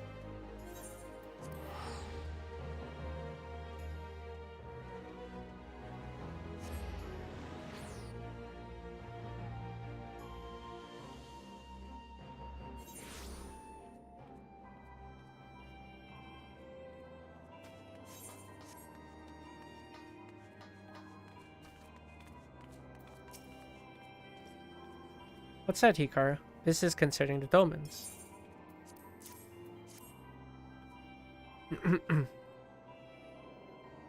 I see.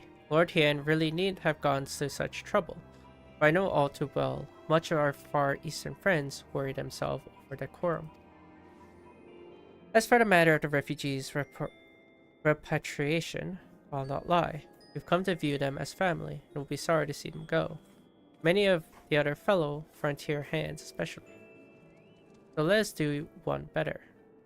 I shall appeal to their Eorzean comrades and invite them to accompany the Domans on their journey, that they too might aid in the reconstruction of the Enclave. I expect many will jump at the opportunity. A costly thing to send so many people, to be sure, but owing to Lord Hien's generosity, we seem to have found ourselves with surplus of funding. It's hard to imagine the total without the Doman refugees. They helped make it what it is today. What am I saying? This is a happy occasion. Go and tell Hosan the news. I'm sure he'll be overjoyed.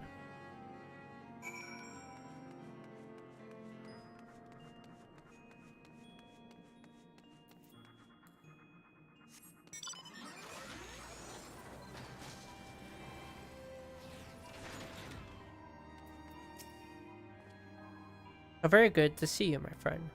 Though not at all expected. You look as though you have something important to say. Do you? Important enough. I know not what to say. Return to Doma. Has the day truly come at last?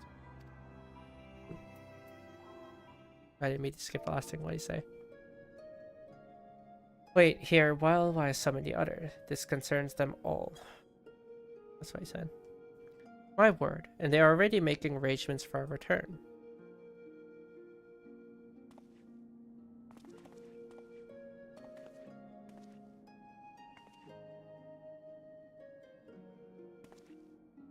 Quite a long pace, Hikiri. This is cause for celebration. It is, like all of you, I have dreamed of this day since the moment we left Yangsha. But now that it has arrived, I cannot help but think of those to whom we owe so much, Laughborn especially. Indeed, even if it were possible to leave this very moment, I cannot. Not until I thank the people here for everything they have done for us. I remember when we first arrived in this land and learned of its troubles. Though disappointed, I understood why no one would grant us shelter. Who were we? Why risk so much for strangers? This place and these people were different. When all others turned us away, Revenant's toll welcomed us with open arms. I love Doma and Lord Hien with all my heart, and want nothing more than to return and help rebuild it. But I implore you, Hosan, we must first do our utmost to repay their boundless kindness.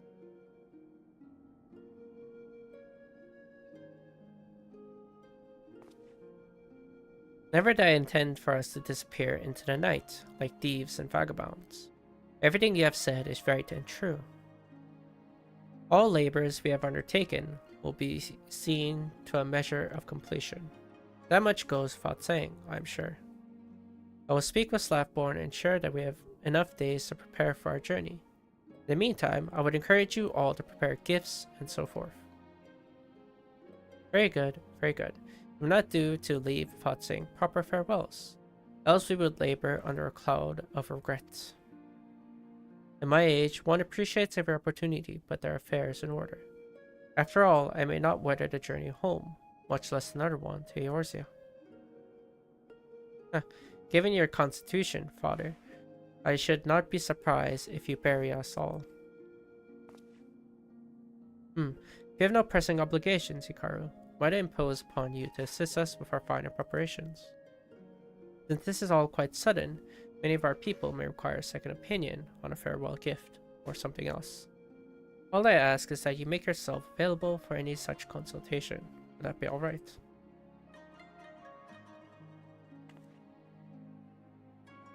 Thank you, my friend. We'll look for you near the northern gate. Quickly now, everyone. Let's not keep Hikaru waiting.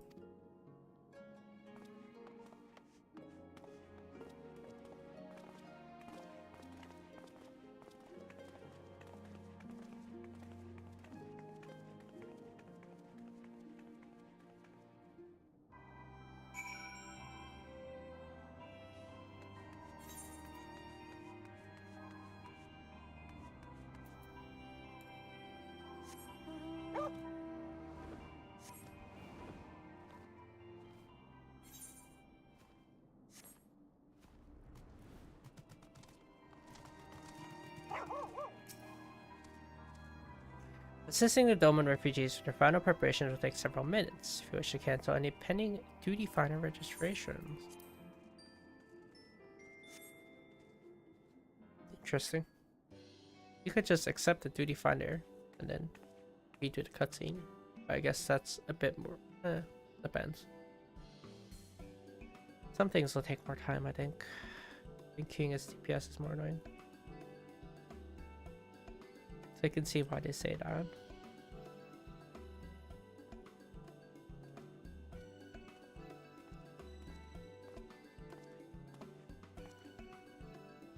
So kind of you to spare the time to help us with something so trivial. No doubt you have many other important matters to attend to.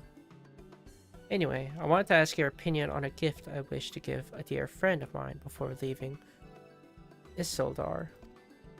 Do you remember Isildur, do you not? Elian's grandfather. Though older than me, the two of them were still going on grand adventures before they joined the Silence. Ah, how I envy his vigor. Though we have done little more than drink tea and speak of our children, I've cherished his company. I will miss him truly. Alas, in recent days, his body has begun to get the better of him. And so I was thinking of giving him something for his health. Do you have any suggestions? Anything for his back should do. I thought so too, but I'm glad to see you agree. I swear not a day goes by without him complaining about his back. It is great comfort knowing that the Silents are well aware of their comrades' conditions. It shows how much you care for one another. Now then, I must procure the ingredients for my home remedy. My thanks to you.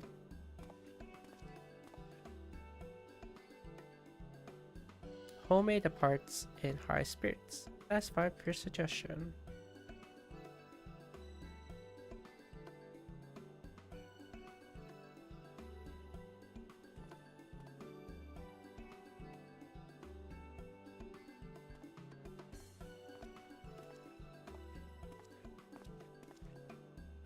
My friend, if you could spare a moment of your time.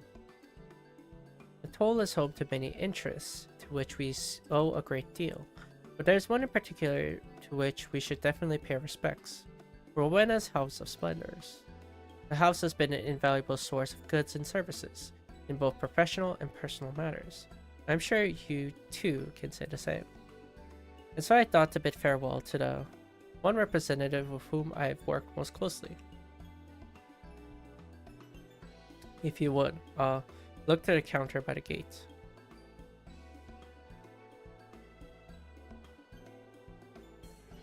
I speak of the raven-haired beauty by the gate.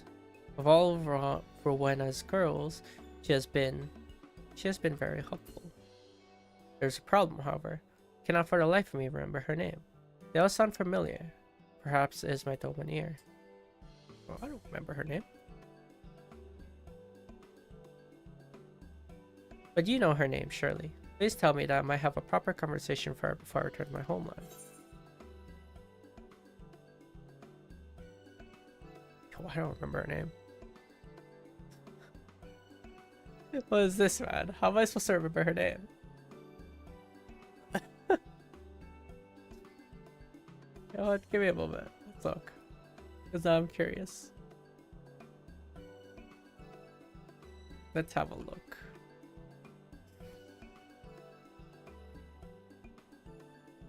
What is her name? I'm cheating. Because I genuinely don't remember her name.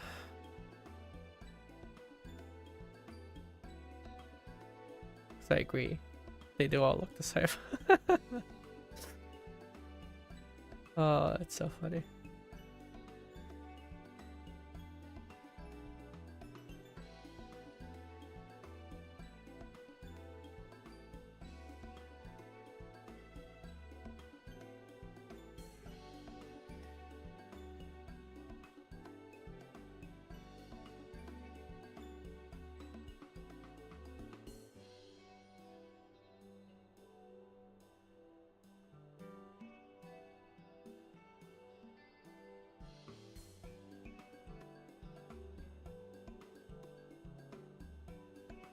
It's Alina? Alina? What's her name?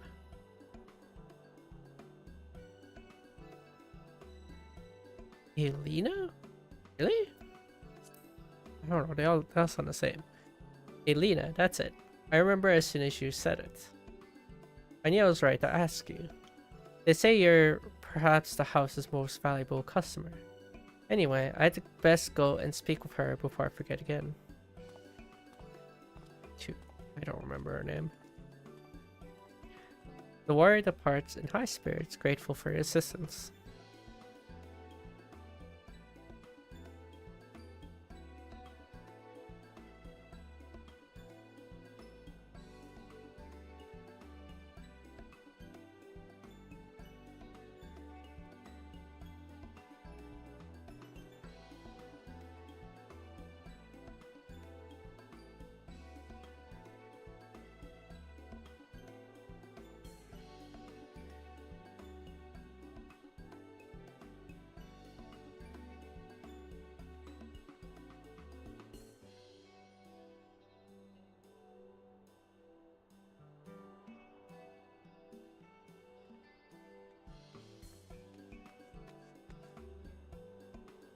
Hikaru, have you seen a carbuncle roaming about?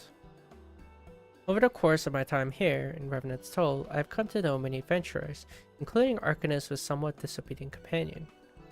It seems every day her carbuncle wanders off on its own, you see, and today is no exception. For mercy it will respond to its name, more earnestly when I call by someone other than its owner. Strangely enough, the problem is I cannot seem to recall what it is. Some sort of gemstone, I think.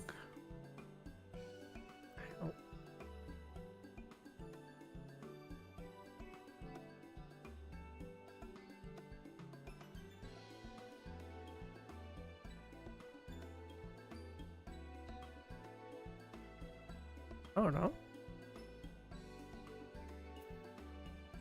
We'll say Ruby Carbuncle. Ruby, how could I forget? She named it for the red jewel on its forehead. Thank you for your help, Hikaru. I will join her in a search right away.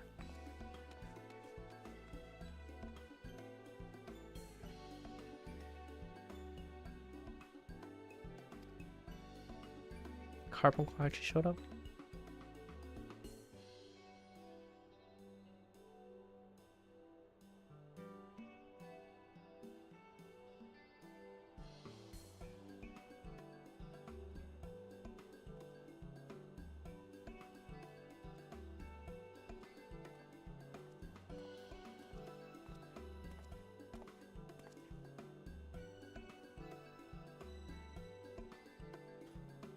How fortunate I am that you're still here. My father told me how you helped him, and I was hoping you might do the same for me. I seek your wisdom concerning Slaffborn of the Adventurers Guild, who helped secure us a place here in Revenant's Toll. Thanks to him, we were able to work side by side with the frontier hands to build these walls and lay the cobblestone. We were given food and shelter, it's true, but more importantly, we were given purpose. We have of course already expressed our gratitude to him many times before. I myself presented Slathborn with Dolmen Dagger, which I am told he treasures. But now that we must part ways, I feel as though we must make one final grand gesture. A more elaborate, expensive gift, perhaps. Or well, what do you think?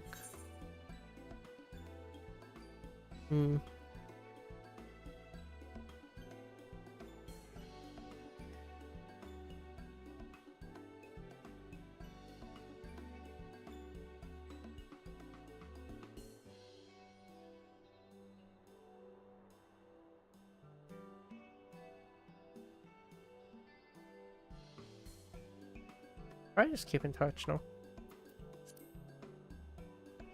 Really, we should be glad to maintain our relationship with Slathborn and Atoll. I truly believe that is enough. Perhaps you have the right of it. Consider the lengths he has gone to try to ease our burdens. Spending exorbitant sums on farewell gifts may only frustrate him. Besides, whatever we purchase would come from Eorzean markets. Better to wait until we have returned to our homeland, that we might send them something more dolmen. Dry permisons from my village, perhaps.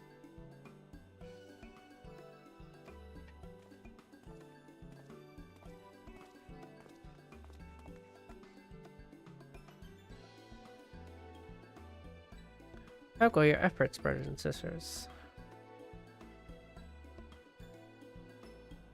By all accounts, it could not have gone any better, and we owe it all to you, my friend. We are forever in your debt.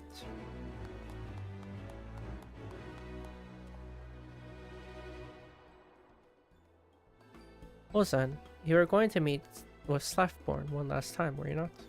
We were hoping you would allow us to accompany you. If so, please let us know when you do.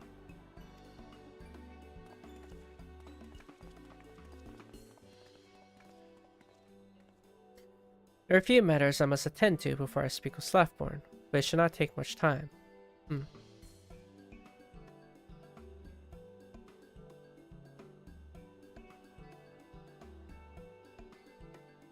That is Resh Olali, is it not? Formerly of the Crystal Braves. Another kind-hearted soul to whom we owe much. She looks as though she's searching for something, or someone. Hikaru, I know it is not my place to ask, but would you assist her? I would myself if I could, both our impending journey.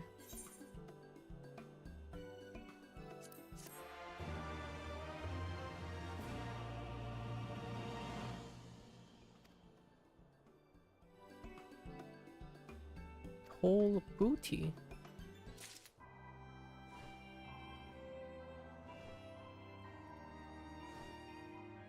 Alrighty, this is where I actually have to stop.